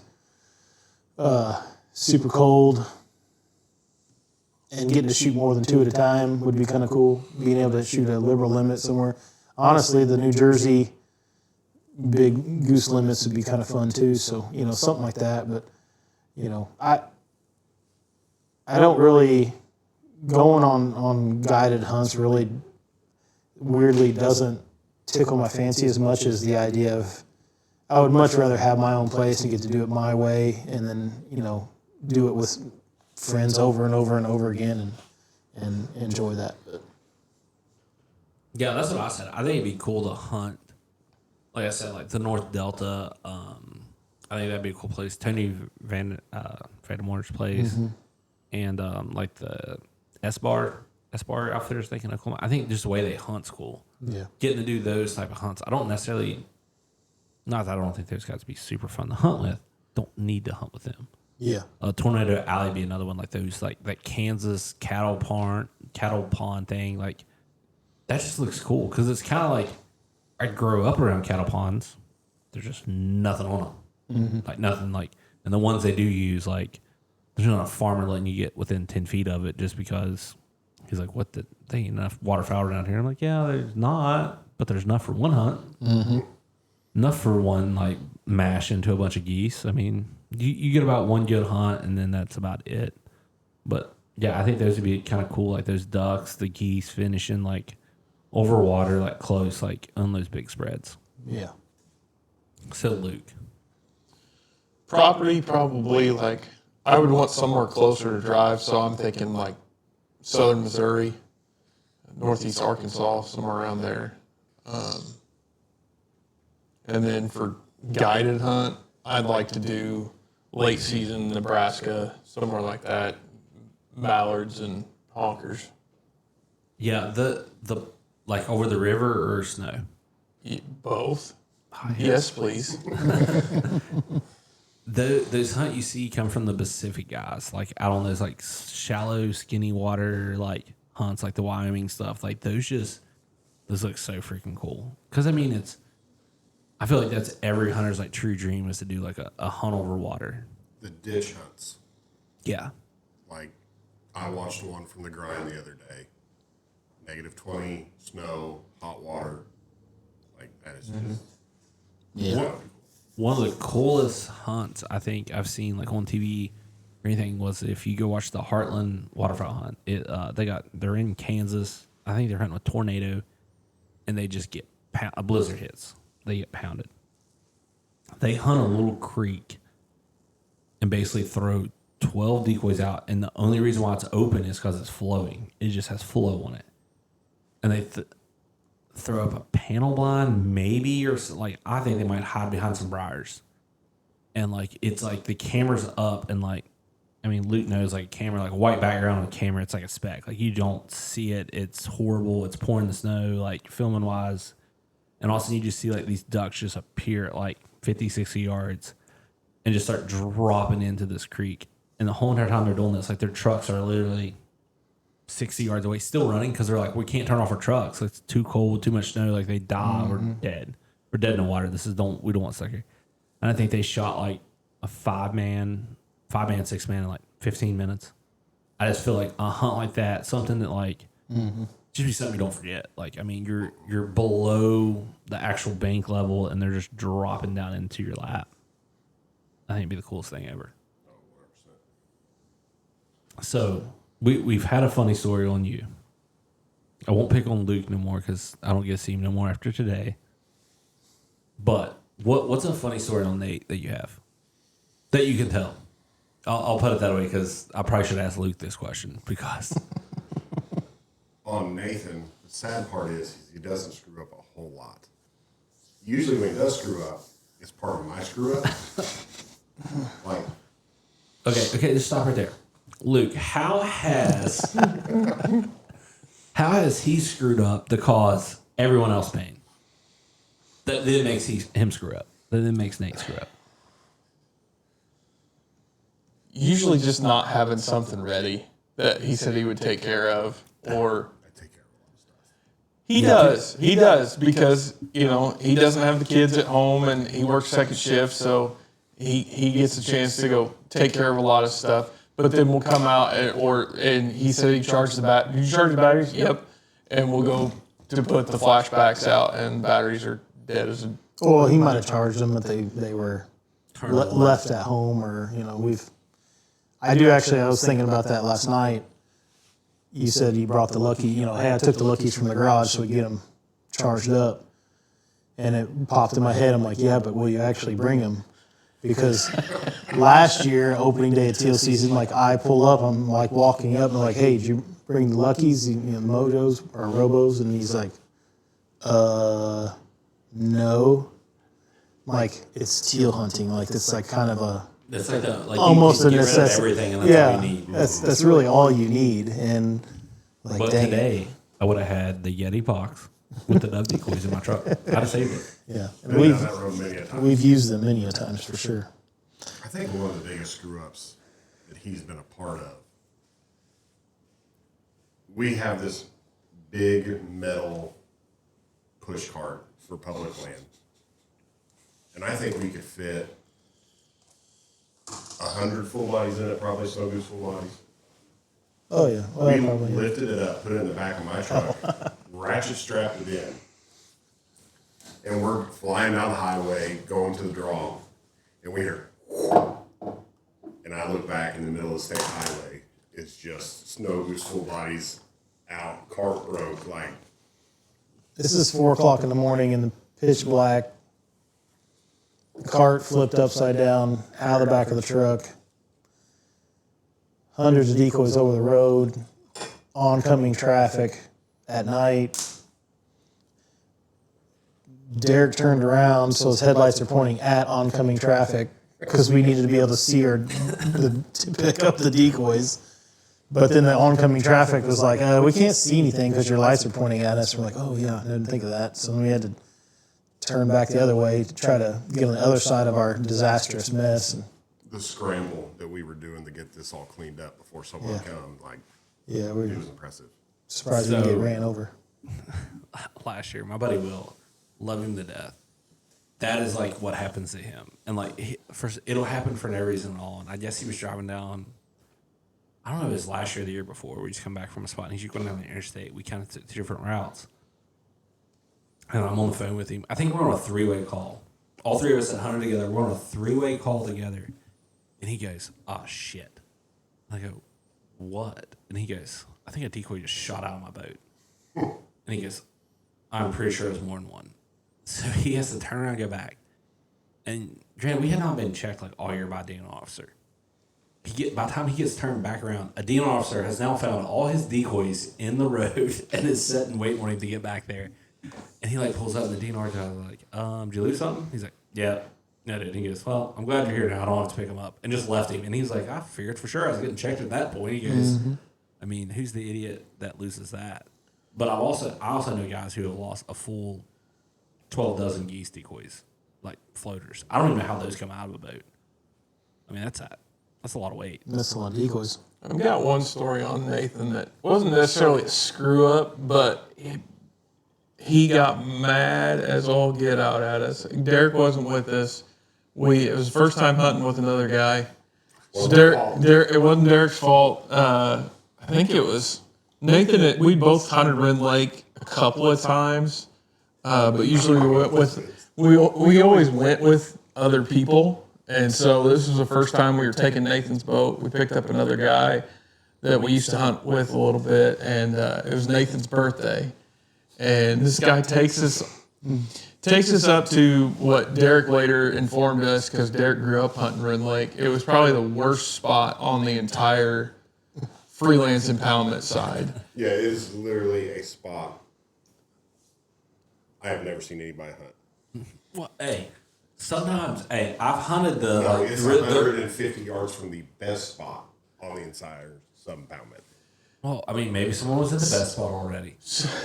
No, that's not how this works. So, anyways, we motor, and he's the one guiding us. Like, I don't even think any of us had Onyx at that point in time. We're using Google Earth to help track where we're going, and so we take our time. We get up there, and he's giving us the other guy that was hunting with us was giving all these directions, and he's like, all right, well, that, he's telling us which way's south and this, so we know how to set up the decoys. And Nathan and I are looking at each other, and like, he set us up completely backwards of how we needed to be set up, but he was kind of the one calling the shots that day, so we just kind of let it happen. Well, he'd been killing ducks over at Rand Lake, and I was like, well, let's take my boat and let's go try it. Why not? And he was telling us, this is what we've been doing. This is how we do it. The wind's coming from this way. We're going to do this. We're going to hide here, whatever. He was, said, hey, hands off. Okay. Yeah, don't guide the guide. Yeah. And there was multiple times where he'd be like, well, the wind's going to be here and they're going to come in this way. And we kind of look at each other like, I think he's wrong. Like he's turned around, whatever. Yeah. But go ahead. So, anyways, we get set up. We're backwards. And I think we'd had one flock come in. I think we scratched out a few. And we're sitting there. That whole side of the lake was shooting that morning. And so we scratched out a couple. It wasn't pretty. And, of course, they came in complete. He goes, those ducks came in backwards. The other guy. And we're like, yeah, they came in the way they're supposed to. And all our decoys are wrong. Yeah, we know. But we did what you told us to. So anyways, it's kind of a disaster. Me and him are just kind of like, all right, whatever it is, what it is. And we're all sitting down in our chairs, and we see a single duck boat up, coming right at us on a string. Nobody even quacks, and we both look at Nathan. We're like, all right, this is your birthday duck. It's single. Nathan stands up, because he'd been giving us crap about not shooting great. He stands up, pulls up, boom, boom, boom, away goes the duck. He turns around and is hot mad at us for not backing him up. Missed a duck. I want to shoot that. And normally he doesn't get mad about stuff like that, but it was so funny. We told him before the shot that was it, and he was mad about it the rest of the morning too. I think it was other things he was mad about, but that boiled him over that morning. Well, that was they had made the comment, well, it's your birthday, you're going to shoot the single, blah, blah, blah. And yeah, I did. I come up and whiffed it real hard, and I fully expected at least to get a backup on it. I want the duck dead more than anything. I don't care who shoots it, but I do remember that, yeah. I was say this one of the most scared times I've ever been for Nathan. And it was this last year going to North Dakota. First day we get there is driving around scouting, wanting to find something. Well, we found a little public spot that had some ducks on it. They were moving around. We're like, we'll move our license date up. We'll go hunt. Wild shot in the dark. Basically just wanted to be out of the truck and enjoy the nice weather. I can't remember if we had shot a duck or he was moving something with the dog. He comes back up on this rock pile. He goes down. And he had cracked his ankle in this rock pile. First day in North Dakota. And he won't ever tell you this. You could hit him with a 2x6 and you're not going to hurt him. Like one of the toughest dudes I know. And he's over there wincing. I'm like, that's broken. Trips over. He's sitting on the couch the entire week. We're not going home, but he's going to sit on the couch the entire week. Yeah, I was sitting instantly, I'm like, how are we going to push the cart across these fields? How are we going to do this? Like, I'm not going to be able to hunt. Like, instant dread was like sounds like you need to buy a second cart, and he gets a riding one. That's what I'd have done for you, Nate. I'd have put you on. You would push me across the field, Push you across the field. I mean, Derek probably would. Like, he would probably try to ride with you, but I'd be like, no, Derek. I've got enough people to carry on my back. I'm good. I mean, so let's get into a little bit of, kind of, Nate, you was nice enough to invite me out, and then I was like, hey, can I bring Jake? And we have slightly been possibly in just an extra limit because our shooting has been shit. But it was a blast. It's been a blast to be here and getting to hunt and like I said, this morning we shot one. I had a blast sitting there. I mean, we got Casey's breakfast pizza for the first time. Bacon won the argument though. We're going bacon's the best. What would you guys put as the best? Bacon. Oh, bacon for sure. Yeah. I mean, it's still when you describe this pizza, do you guys have what's it called, Jake? What's the pizza back home called? Hunt's Brothers. We have Hunt's Brothers. Yeah, so that's what I thought breakfast it was. Like those little tiny. Oh yeah. Mm-hmm. I did not know it was like a full. Oh no. Yeah. It's a full large pizza. Yeah. I'm kind of pissed our gas stations don't have this back home. That's a legit pizza. You left it downstairs. We could be having pizza right now. It's in the truck, bacon. It's getting reheated. Oh, there we go. It's gonna be good. I mean, you only lasted 2 slices, and you had to go run to the woods. That's part of it. It's just Casey's. That's just. You were the only one though. So is that bacon one? Is it the gravy sauce or is that the cheese one? So yeah, so cheese, eggs, cheese like nacho cheese. Oh, it's not nacho cheese. I guess it kind of is. I don't know, man. It's a cheese sauce. It's liquid plastic. And then you put eggs and bacon on it, and it's legit. It's legit. It's good. It's good. I kind of need to tell my wife, hey, look up how to make Casey's pizza at home, and I want that. Yeah, that's good. Do you have Aldi's? Yeah. Okay, so Aldi sells it. No. Not necessarily Casey's, but they sell a bacon with the cheese breakfast sauce pizza. and all that. Yeah, it's good. It's on a biscuit crust. Is that what the crust was? No, this one's regular pizza crust, but the one at Aldi's is biscuits. Walmart's even got one that's biscuit. It's sausage, but it's pretty good. Yeah, it ain't bad. God, man, that piece was so it's funny because that's one of the things I was like, dude, there's gonna be Casey's there. We could have Casey's. I've never got to have it. First morning we walked in, you guys were like, oh, you didn't buy anything at Casey's. I'm like, well, they didn't have pizza. That's why I walked in looking for it. I didn't really need the pizza. I've been trying to be healthy I feel like that goes for any place you can travel though. Because once I leave here and go to Wisconsin, Quick Trip, I'm in love with Quick Trip. They literally have everything. What's your thought on cheese curds? Non-fried. Yeah. Fried cheese curds, I look the way I do for a reason. But just the cheese shops are overrated. That's where I was going. It's good, but it ain't. We got bought by a company from our first company that bought where me and Jake work. Their cheese, they're oh, we'll bring you cheese curds.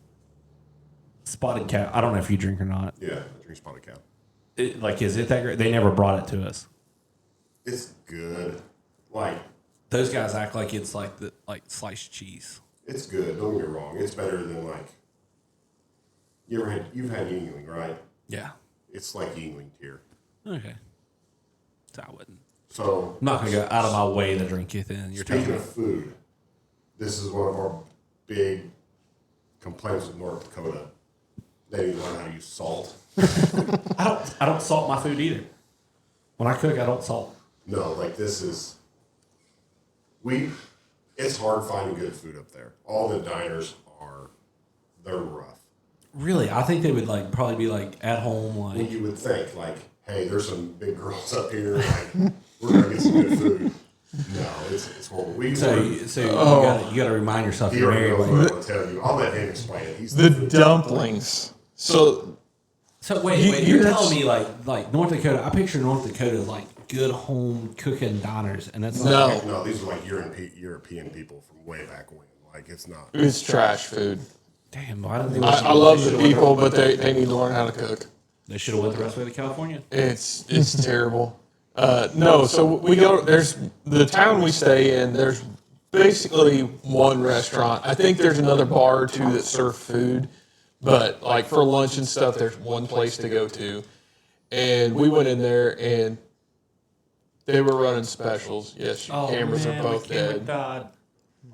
Keep talking. All right. So we go in there one day, and we'd gone. I think it was our second or third time in there while we were there, and they had a special of chicken and dumplings. And I think Derek was it you or was it Dan that asked the question? What's the deal with your dumplings? I think I did because I was excited. Yeah, and he goes, it's because it was weird. Like here, if you order chicken and dumplings at a restaurant here for a plate lunch special, you're going to get 2 or 3 sides with it or whatever. Well, he goes, well, what are we talking here? Are we talking a little bowl of dumplings? He goes, no. He said, you see that big guy sitting over there? Like he comes in here and he takes leftovers home. So it's like, okay, then we'll try it. So they bring out these what we think of as chicken and dumplings as flour, bread, water, or just regular dumplings. Usually flat dumplings in a broth with shredded chicken in it. They bring these things out. They are dinner rolls, like doughy, undercooked dinner rolls that are in this cream sauce with cut up potatoes and a bone-in quarter chicken.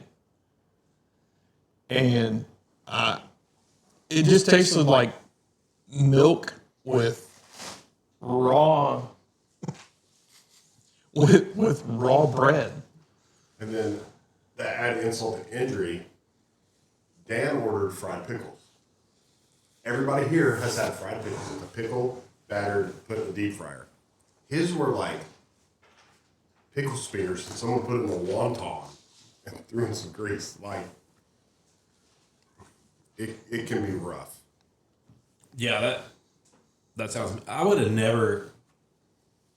See, that's disappointing to me. I'd have thought it would have been the best, like really good, good home country cooking. Like my grandma's cooking, my mom's cooking. Yeah, it probably is to them, and maybe it is to them. But like if you go to a diner out there, if you ever go, I want to go. I want to go to sometime. It's like a dream. Soup and salad. Just get soup and salad. or get a sandwich. Yeah. But even those, you bring your own salt because they don't have any. But I mean, why aren't you doing the cooking?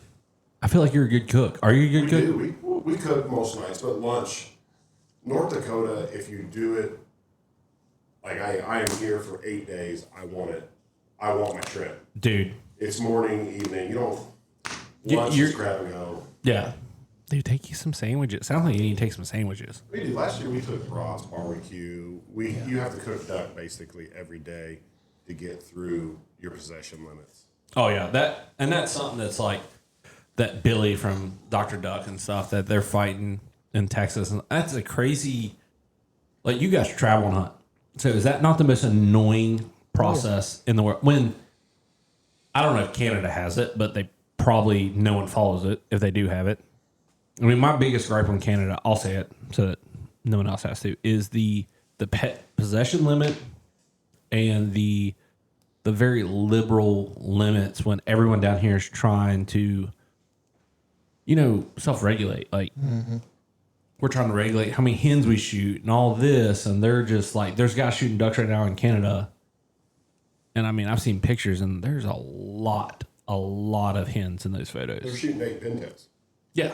Like, the math doesn't math. I know their population percentage versus ducks taken and all that is probably minuscule, but I don't get that math. Yeah. Yeah, I don't either. That adjusts my seat there. What's your favorite way to? We'll do duck and goose. Favorite way to cook. We'll start with Luke. Duck, probably just sear it off in a pan with some butter, some garlic. Rare can be. Center almost still cold. Slice it up and eat it. Goose, my buddy's mom used to take our goose breasts and she would cut them up into little bitty medallions and just make goose nuggets with it. And it was Andy's Cajun. Egg wash them, throw them as Andy's Cajun, hit them in the deep fryer, and then pop them. Your ducks, skin on, skin off. usually skin off just for ease of cleaning. No plucking. Okay. Yeah. That was how like we ate them for the longest time. I started on the skin on thing. It's do that, and then we do like homemade jams. I should have brought you some homemade jams. You would have loved them. Fat. I would have loved it. He looked right at you, Eric. Yeah. It's okay. I mean, am I wrong? Do you like homemade jam? I love everything, buddy. Like, I can, I'm the bougie one here that like you would be surprised I'm willing to eat homemade jam. But dude, I love homemade strawberry jam. Best thing ever. but I agree with you. Like, it's been a couple years ago, but I seen a video of a dude that took a mallard, plucked the breast, cut out the breast, left the skin on, but he did it continuously. Like, it wasn't one lobe and then the other. It was still put together. And that on a grill with just salt and pepper and some butter it's really good. Yeah, so I talked to Ronnie Phillips about the Duck Goose cooking book. I don't know if you've seen it before. Like, there's a recipe in there my wife does, and like she ends up putting like homemade strawberry jam like in with the fat and stuff and making a sauce. I bet that would be good. Oh my god, I gotta send that to you guys. I gotta figure out how to ship you guys some strawberry jam. Dude, I love some homemade. I grew up where like I like called like store bought and they're like jam from like a restaurant. I'm like fake jam. I'm like, I'm not eating that. It's trash. Like, I mean, I just grew up like country. We all did. Like, Did you say bougie? Yeah, absolutely. You won't use store bought. I mean, dude. do you have Yeti containers for your jelly? No. Maybe They don't make them. Tell them to start making. Dude, that's a business idea. Shut up. Don't be giving Yeti business ideas. We'll just make some freezer jam and put it in your little Yeti cups and call it a day. Yeah, they do have storage containers. I don't have those either. Not yet. I've looked at them. My dog don't have a Yeti bowl. Neither one of my dogs have a Yeti bowl. Neither one of the 4 dogs. I own. Yeti, he wants a dog bowl. That's what he's asking. I want for. 4. I don't want 1. Like, if I gotta have 4. They gotta match. I need 6 actually because I need 2 water bowls. Why do they have to match? What? 7. I need 7. Let's be honest. We need 7 total. $600. Oh gosh. Nate, how you cooking? How you cooking ducks and geese? So we recently Derek actually did some goose pastrami. It's fantastic. Big fan of that. I personally at home am probably going to do, like the kids tend to like it, throw it on the pellet smoker, kind of like I would do a brisket, but just obviously on a small scale. So, do a pretty aggressive salt, pepper, garlic rub on it and just slice it, smoke it rare, slice it, the fajitas or, anything that you can kind of add a little bit to it. The kids, they smash it. They don't care. Basically it's the idea of trying to, I'll eat it a lot of different ways, but I'm trying to get the whole family to eat it at the same time. And when they come in there and steal it off the plate by itself, you've done something right. Yes. Yeah, and that's true. We all have kids here. Like, that is, at the end of the day, like, we're going to eat it a lot of different ways. Like, sure. We've had it cooked some ways we're like, I wouldn't eat that like that. Mm-hmm. Our buddy cooks it that way, we're going to eat it. Yeah. Well, smoking it, I've never thought of that. Are you doing skin one? I got to ask questions now. No, actually, I don't know. I've only done that 3 or 4 times, and it's always been skin off. But it's always been usually like big Canada geese or something like that. Trying to get rid of a lot of meat and stuff like that. And I can only eat so much by myself, so you got to cook it a way that get the family involved in. Yeah, I mean, we've talked about making snack sticks and stuff. Yeah, I'll do we do that a on lot the too. process thing, but yeah. All right, my man, the chef. Honestly, so like we talked about this morning, as far as using up a load of it at a time, especially traveling or when you come home with a big bundle of it. Sean Stahl put out a video last year of using coffee in your pot roast. And that's probably my favorite now. Like mushrooms, potatoes, carrots, crock pot, 10 hours, cook it till it's obliterated. Like it is, that's probably my favorite. Has to be. Yeah, 100%. That is the way I've started trying to cook it. Now I've sucked at it so far. Are you turning? You're turning like stew meat. Are you cutting it up at all when you put it in? I gotta ask questions on this. No, we didn't. Whole breast. Are you shredding it? No, yeah, well, you cook it. I don't know how you eat a pot roast, but I want my pot roast to where it just falls apart. Like you put the tongs in, it falls apart. Okay. We did probably, 8 geese in that roaster? No, there's more than that, I think. At least. It was probably, That's my goal, was to do like a roaster like during Christmas this year. And it was, I don't know how many quarts, but it's a big size roaster. I think 22 quarter or whatever. Put it on low, 10 hours. We put it on at like 4 in the morning before we left for the hunt that day, and we ate it for dinner that night, and it was the bomb. I'm kind of like, I wouldn't say, because we're all the same age. I'm new to the whole like hosting of like, I love to host dinners and stuff. Like, it's my favorite thing in the world is to host dinners. Suck at it, which is sad. If you love to do it, you can't suck at it. But like I've sucked at the whole like briskets lately. We brought brisket here and it's actually been pretty good. We had some like smoked bologna and stuff last night. It was good for dinner. But like up until that point, like I kept trying to like, I'm gonna start it this time. We're eating here. It needs to finish here. Nothing ever finishes right. So do you kind of like start it like early enough that like if it's got to go over a little bit, that's fine? Or are you just setting on like 10 hours and it's there? I would just put it in the cooler. Get it done before put it in the cooler.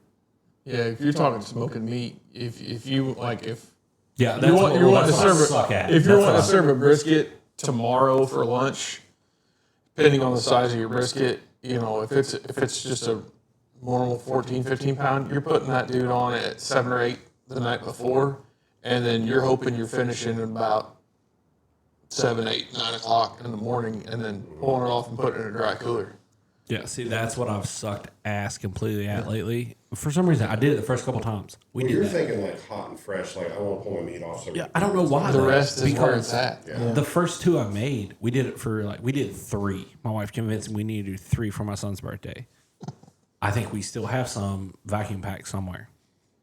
Did amazing. Took them off early, put them in the cooler. Ever since those 3, I have tried to get those suckers to end on time. It is the done, like rushing them. Mm-hmm. I screwed up. I didn't screw it up. It was just like we had smoked turkey for dinner, and then we had a dessert, and then we had brisket for a second dessert. I've had that happen before. And like it was so funny. My dad's like, just crank it up, it'll be fine. We'll eat the turkey, then we'll have dessert, then we'll have this after. And like he's in there slicing it, and like it's hilarious because people are just in there like eating it. It's coming forward. I'm like, dude, we've already had turkey and a dessert. Mm-hmm. Like, yeah, that's like the best thing ever. That's like when you're frying fish. Like as soon as you pull it out, it hits the pan. Like yeah, you're over there working, you're hot sweating, but people are running up and grabbing it out. Yeah, I think that's like I think that's the coolest part about being an outdoorsman is like when you get a host and do like a fish fry, which I don't get to do any fish frying back home really because my wife would have to do it. We've done some crawfish boil this year, which once again is something that we're getting better at. You can't catch the fish or you can't fry the fish. We don't really have fish to eat. We don't, like Jay can vouch for this in the background. We don't have fish to eat at home. Our river is like there's a limit on how much you can eat out of our river by our government, by our state government. Y'all don't got ponds, nothing? Not really. Like a big crappie for us is like this. Catfish? There's not really catfish in those ponds. I feel like you're giving me excuses. I'm really not for once giving excuses. I called Will yesterday and told him he needs to bring home some redfish. We have trout. That's our big claim to fame is trout. I don't have time to go trout fishing because people chase that truck and there's like 1,000 retired old men that like the day that sucker hits the lakes that are close. Outside the lakes, I got a 3-hour drive to go trout fish. Also, it's stocked fish though. Yeah. What do y'all have fish wise? Catfish and We have everything. trout. Crappie. They stock trout around here in some of the lakes. They just opened up bass for us local. Like to be able to actually keep or like a season. To be able to keep. Yeah, you name it, we have it for the most part of it. I would love because that's the only reason why I hate the beach. The only reason why I want to go to the beach is have fish fry. Well, instead of dove hunting tonight, go to Nathan's, grab a fishing pole, and there's that pond we hunted this morning. It's true. Like, you can fill the back of my truck with catfish in about an hour. Yeah, but I don't want to do that to his catfish. I want to do that. I'm 7 hours. Catfish he wants. Well, Come yeah, on. Okay. I'm 7 hours from home. Freezer, dude. Where's your Yeti cooler? It's sitting by the seat because I forgot the plug for it. Dude, Ace Hardware has a little PVC cap. You go right on that. I ain't put a PVC cap in. That's a Yeti cool. Oh man. What? I lost my train of thought there. But no, I mean, yeah, I mean, first off, I don't know if we need. I mean, I don't know what our plans are at this point currently in the day, because I really don't know. I mean, okay, because my phone, my computer has one time and my phone has a different time. Mac, it's not smart enough to update on the Wi-Fi for some reason. And the guy who makes fun of the Android person in the group. Was that you or is that you? The reason I do that is because since we've been friends, I have tried sending him videos, pictures.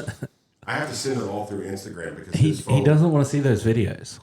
He doesn't want to see you. He'll be like, hey, how many birds are sitting in that field? I'll send him a video. And he's like, I can't see it. It's all blurry. Well, I got to send it to Instagram for him to be able to see it. He doesn't want to see the videos of you like pooping on the side of the road or. Professional creeper. Oh man. I think we have a. I don't know if I should speak on tomorrow yet because we don't want to jinx tomorrow. Because we seen two teal yesterday that did not show up today. Granted, I didn't realize y'all had so much water. Like, I thought we had a bunch of water back home. You guys have twice as much water as us, I feel like. And, I mean, it kind of caught me off guard. I mean, granted, your water's not really accessible because it's all land, mine land. But, like, with, like, our water and y'all's water, it's kind of, like, completely different. We have running rivers and creeks versus you got, like, I don't even know what your biggest river is. Or do you all have a river close? Yeah, we got a couple of them. Little muddy, big muddy. I mean, Mississippi's only 45 minutes west. Oh. But so, like, I mean, I have no idea where we're at. Where we sit right now, you're within, you can drive 20 minutes and be on a water hole that's at least a couple thousand acres. Yeah, and that's crazy. Yeah. Like north, there's Carlisle. To the east, there's Wren Lake, Crab Orchard, Kincaid, Murfreesboro Lake, Devil's Kitchen. See, that's why you guys have way more fish to freaking eat than us. I mean, we have a couple lakes, but like... I feel like the lack of effort on your behalf. No. It's not for me. My father goes a bunch. And like, dude, we don't... You got to hit kind of the big lakes to get the big crappie. We don't have crappie like what you would think. You got a boat, right? Yeah. I mean, I just got the troll motor on it this year, though, so... But, what have you thought so far of like your early season? Well, we were supposed to hunt Monday on some birds that I found. I ended up with, I'm going to assume what was COVID, got me again. Probably so. You seem like a person who get COVID a lot. Work thinks that anyway. I mean, you get that when you kiss around with guys a lot. I mean, yeah. But so like usually opening day, gung ho, have Sherploof plan, like we're going. It didn't work out this way, but as for starting yesterday, like when you shoot a limit of honkers, it on cloud nine, like you're not getting any better. Today, it's teal season. It's a shot in the dark, especially if we're not hunting one of the big impoundments, so we don't get to see what's actually moving around. We're hunting one little spot in the middle of traffic, so tomorrow will be. As long as everything comes back and goes good, we'll be all right. Yeah, I had a blast. Luke yelled at me on the first day here, which kind of hurt my feelings a little bit. There's a reason he yelled at you, and it's not your fault. Well, Dan Reese and Phil dragged their asses all the way to North Dakota. And Time out. You've hunted with Dan Reese, you guys? Yeah. I'm texting Dan Reese right now. No, you're not. Mm-hmm. Yeah. He told me to tell him that I love him through this podcast right now. You got to blow him a kiss, too. Yeah. But so, they travel all the way over there, and they don't shoot. I got mad this morning. Like, we shot that one honker that came over high. I think 3 people on the left side of the blind tried, and the right's just. First off, the cameras. the one's blind. He's a ginger. Well, see, I the didn't far know he right, was blind. Hey, easy. he's blinder than you. No, I'm talking about being He's blind. upset about the ginger part. And 2 of us had cameras in our hand. Now, was that poor? Yes. The 2 camera guys, it's your fault. Why weren't you in between us? You had to sit over and be in Nate's lap. I didn't know you were a grown man. I mean, why wouldn't I? But anyways, that's what he's referring to, because the entire trip, Dan probably shot 5 ducks. And he stole Phil's band. No, here's the reason why I hollered at you to pick your gun up, because we had, again, like you just said, there's 2 cameramen. You didn't shoot at the first volley, so therefore you drove all this way to come early season hunting, and you bought a license. If you didn't buy a license, you were only going to run the camera, sure. But I knew we were going to finish out pretty much on that next flock. So it's, if you want to get a shot in, now's your chance. Well, I got my camera in my hand. You shoot. By then we had shot 5 or 6 already, so it was. Yeah, and like So right I'm before looking that, out I had- for you. Right before that, I learned what y'all's limit was because I didn't look at the limits. Like I was like, I'm going with people that'll tell me. Now, this is what's funny, and I'll relate this back home with the 2 limit. I don't know. We've been back for a while now. The evidence got lost. I will not say why I got lost on that duck hunt, but I'll say it. I think party shooting it's dumb to not really technically allow party shooting. It's like dumb because all you're doing is allowing more shots. If everyone's counting the limit, like first volley, if you have 7 come in, 4 guys pop up and shoot all 7. Well, if one guy happens to shoot a third, that's still better than letting that one leave educated and or taking a BB for a stray BB for no reason and then getting away. But we were on a duck hunt when we had 2 mallard limit, and I was filming and I was behind, and I watched the ducks come in, finish, guns come up, and we're in layouts, and I'm like back behind them, like kind of centered up on the group. Guns come up, and I go watch bang, bang, bang. I watch far right guy shoot, and I was like, he just tripled. I was like, I mean, looking through the camera, it looked like it. Maybe they were guys that were like, I shot that one and that one. I'm like, I looked at the guy on the far right. I was like, dude, you totally shot 3 of those ducks. I think they were like 5 that fell. I was like, you shot 3 of them. I was like, I'm watching gun barrels rotate on ducks. I know who's pointed where and stuff. And it's funny because like it didn't matter. We finished out 6-man real quick on 2 miles or 12 ducks real quick, and was able to get out there and give it back to them. But if we'd have been waiting on people to shoot, some people like suck at shooting. They You got to burn up 4 flocks just to get the last 2 and birds. it's dumb. It's dumb to do that. I mean, Yeah. I sucked at. I've been there. I've been there this weekend. I probably couldn't hit the broadside of a barn. Dove hunting yesterday was a prime example. I might as well have started gotten a slingshot. I was a better shot with a slingshot yesterday that I did not have. Was doing better damage. I will say this: you going across the field to jump a dove and acting like it's an elk. Dude, you got to sneak up. I was trying to get as close as I could. I've been shooting bad enough at 10 yards, let alone 20. Grown ass man, hunched down, creeping. Hey, you got to try. You got to try. Yeah, so Luke, you're kind of done for the weekend, but what has been your thoughts so far on it? No, I thought it's been great. I mean, Nathan and I went Monday when Derek was ill, and we were set up in a field up the road from where we hunted yesterday, and we just watched those birds go straight to that field. So, but seeing the birds move around close was pretty good. We've just not seen the teal, so I didn't really expect too much with the teal. Today, I thought. I mean, a couple of years ago, we'd seen 2 teal on Nathan's property, and the next day, I think we shot 6. So I was a little bit optimistic going into the morning, but then once we hit 7 o'clock and hadn't seen any, I was like, okay, so we're not going to see any at all. Yeah, Definitely a feaster. So, oh yeah, I'd agreed with that at a point. Like I'd be like, yeah, we're done. But we killed a honker. We have not been skunked yet. I told you on Monday that we'd already shot more birds here in one day than we had in 2 trips to Arkansas. Granted, Arkansas last year, I feel like we could have redid Arkansas and shot 25, 30 birds.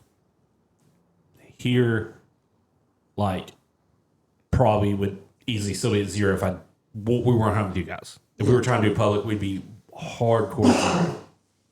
So, I mean, I think I've been excited, blessed, happy. Hope I get an invite back.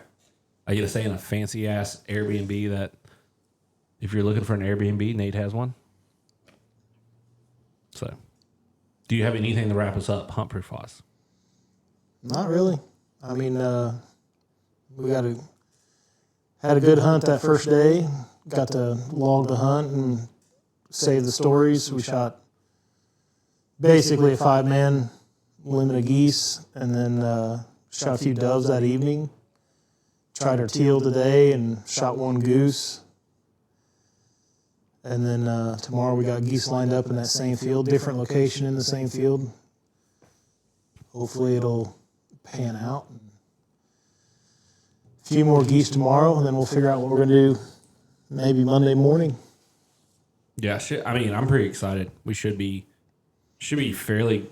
I mean, I have a low standard for like hunts. Like, I mean, it's we do too. So that's the thing is, when I told you you're more than welcome to come, we usually somehow. I mean, the last 3 or 4 seasons we've had pretty good early seasons for Canada geese, and then teal is always hit and miss for us. Last year I think we shot 15 or 20 between the whole season, but we had quite a few missed opportunities. 3 guns go up and maybe 1 teal fall, and out of a flock of 15.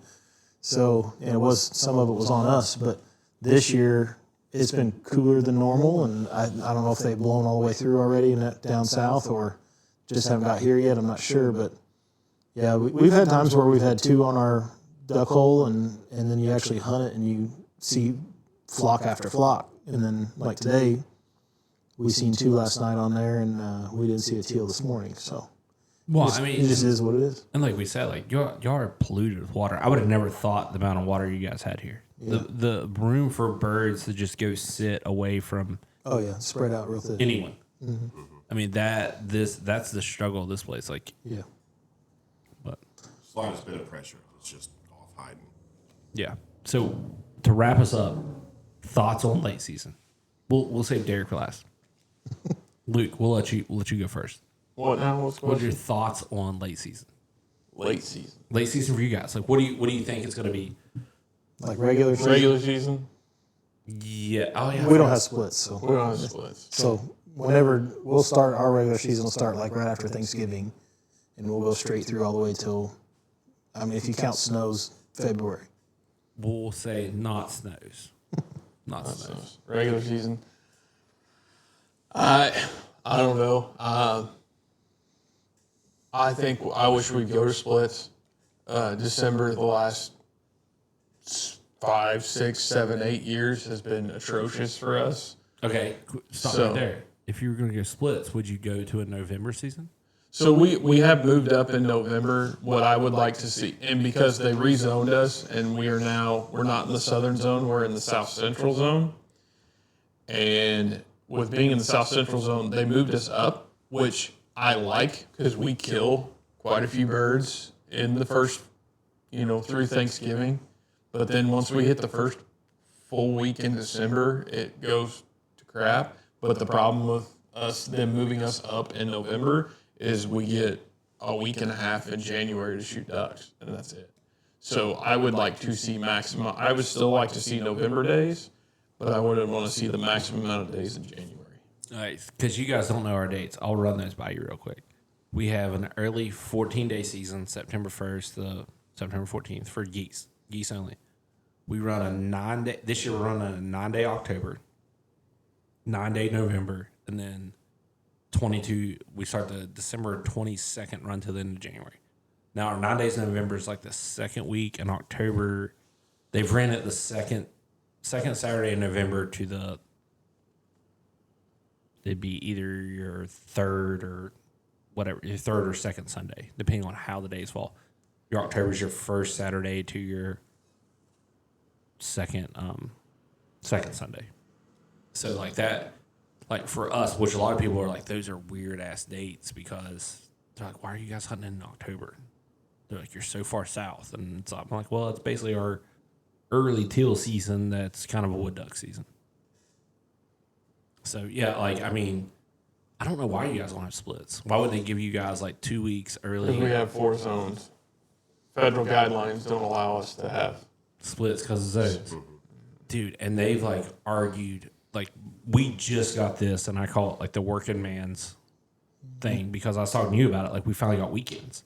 We finally maximized weekends per our days instead of just, we used to be October 1st. It's a Monday. We're going to start duck season for 14 days. Okay? You get 2 weekends in, basically. Yeah. You got Saturday, Sunday. That's the stupidest damn thing ever. Like what? How many guys miss out hunting because they got a 5-day week? I'm not taking an October day off.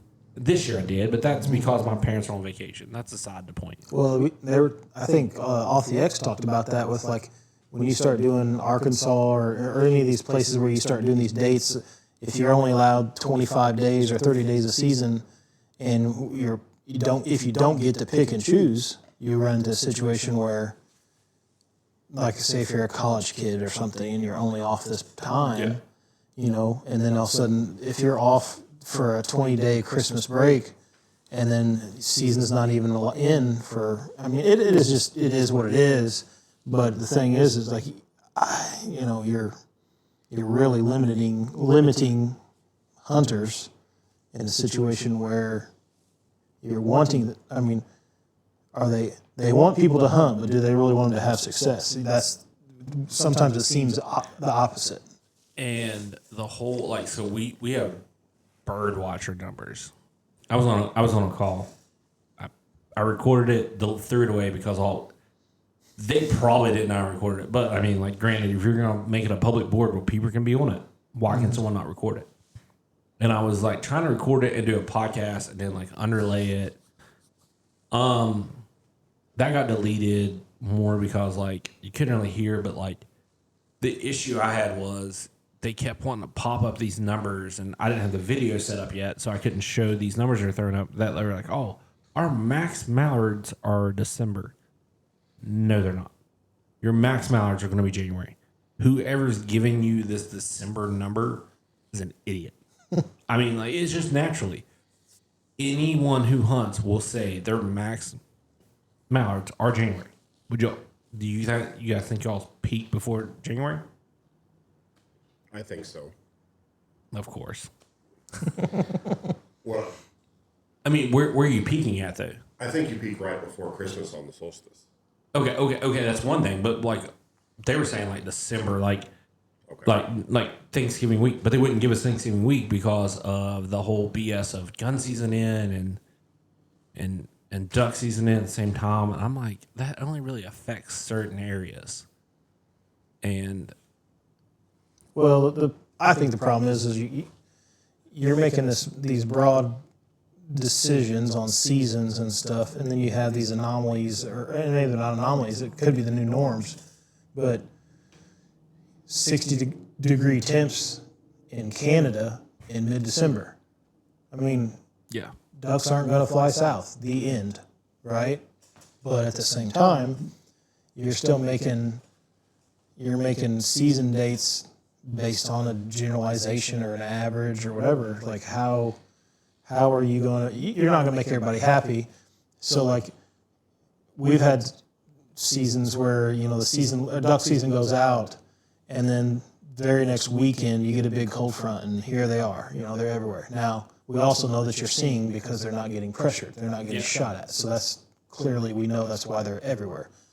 But the actual counts, you know, double or triple. Well, if that storm front would have came 1 week earlier, we would have had a banger end of the season. We would have had 2 or 3 real good hunts right there at the end, and probably wouldn't have been mad about anything.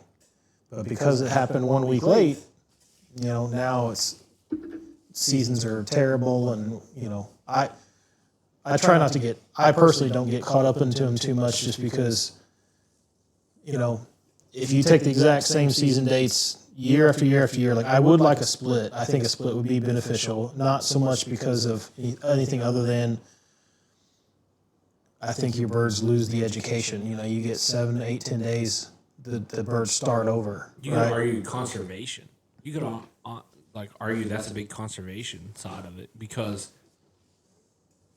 birds that get less educated will possibly you harvest more, especially you'll harvest more, but like so therefore like I guess it's you're taking more, but in the same time you're also giving a chance for if a storm hits, those are going to move on. They might go find a place where they're not going to get hunted. Yeah. I mean, you roll the dice whether they're there or not. I guess you're right. Like, we haven't got the push of temps from, you know, like I remember growing up as a kid, like they used to bring the grader around our back roads and grader the road to get the snow out of the way. They've done that maybe like 1 or 2 times in the past couple of years. And when they've done it, I've been like, yeah, it's been more ice storm related with like trees than just a bunch of snow. And I guess that's the whole point. But let's look at. I know we won't get into that because I feel like that'd be a podcast for me and you to talk conspiracy theories. I could go on a conspiracy theory kick in a second. We can do that over lunch. But yeah, I don't know, man. It's definitely like the new norm. I think it's the new norm to an extent. This year will be interesting. Yeah, I mean, you just never know how the weather's going to do, duck numbers. I mean, I guess Ducks Unlimited just came out with their new numbers, and they're kind of along the normal average, nothing crazy. But, I mean, it's got to get cold. Ducks got to move. Past probably, 3 to 4 years, it just seems like seasons up north are already done before the birds get pushed.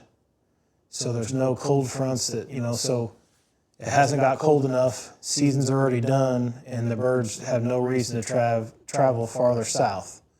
So, you know, even northern Illinois and higher, it's, you know, if birds stacked up in North Dakota or in that lateral line there, and there's no hunting pressure because seasons are over, but a big cold front comes. Are they really going to leave?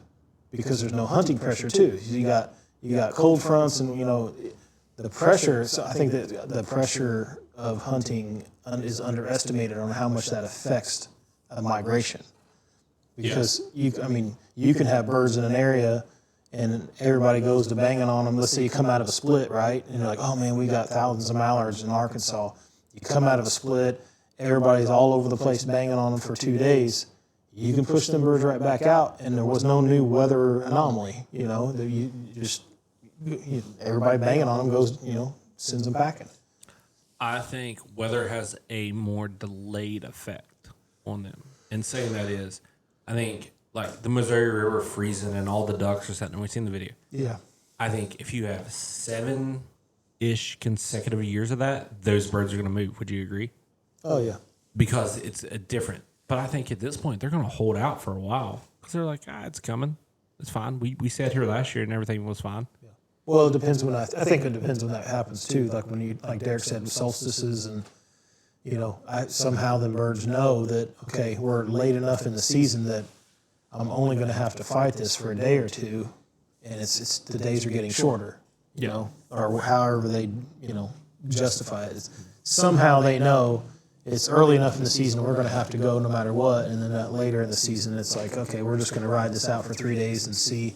But that's my point is, if they're going to ride it out for a few days, even though everything is froze up, if people were banging on them still in hunting season, maybe they would go.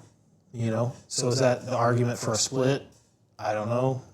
You know, what is the right answer? I'm uneducated enough to know that. I can answer electrical questions. Yeah. If you have those, I can answer those. So, the man. Well, Nathan never said what he thinks late season is going to be. We kind of interrupted Luke, but Luke kind of answered it, but what do you think about late season? I'm optimistic. I mean, for us, I want to say North Dakota designates. I mean, for us, we just don't kill that many birds down here in Southern Illinois. Us as a group. So I mean, we can usually double our numbers by our North Dakota trip. So that really sets the tone for us. And if that goes really well, we come back here a little less on edge, and the new pit hopefully is going to increase our goose harvest, being able to hide a little better. And we've got a couple tactics we're going to try on late season honkers using snow goose spreads and see how that works. And I'm optimistic as I can get. I always am. The man. Big opinion. The legend of Southern Illinois. Yeah. Legendary dumbass. As far as late season goes, I feel like we have a steady pattern that first week of January, we're going to get some kind of cold front. How big is, they'll tell you 20 different things between now and then. But like Nathan just mentioned, we have some new stuff we're going to try with numbers of decoys at a certain timing. So really, I'm looking forward to the reverse. When we get through our last 15 days of season and you get that first day that hits 50 degrees and everything starts opening up, like that can be an awesome time. That's just kind of what I'm looking forward to. This December, middle through there till Christmas, you might as well crumple it up and throw it away. Doesn't produce anything. I'm optimistic at the fact that I think we're going to get cold north. Is my hope. Cold north in a push. We're going to Arkansas late, but the goal is I still want to come back home and hunt some. Like I enjoy hunting at home, just like you guys do.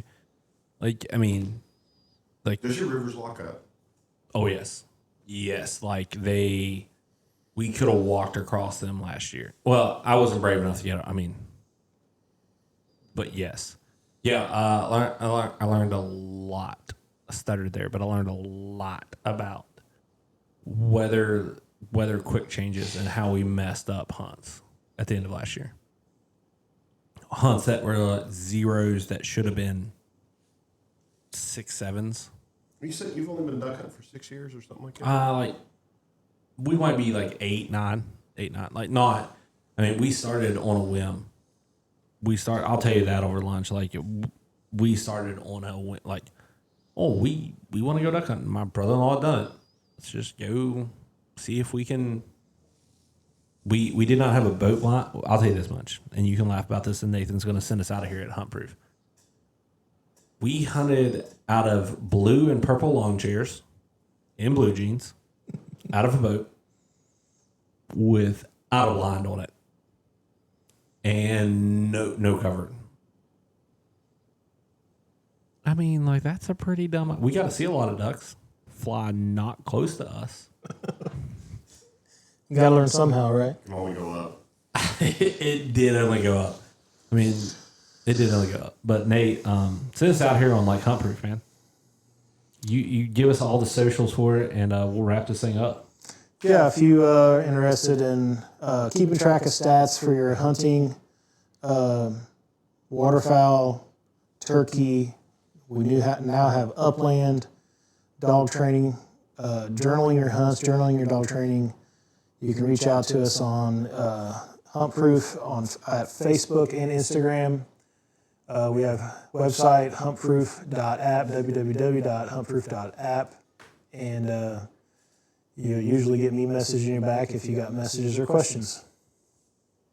It's perfect, man. We'll catch y'all later.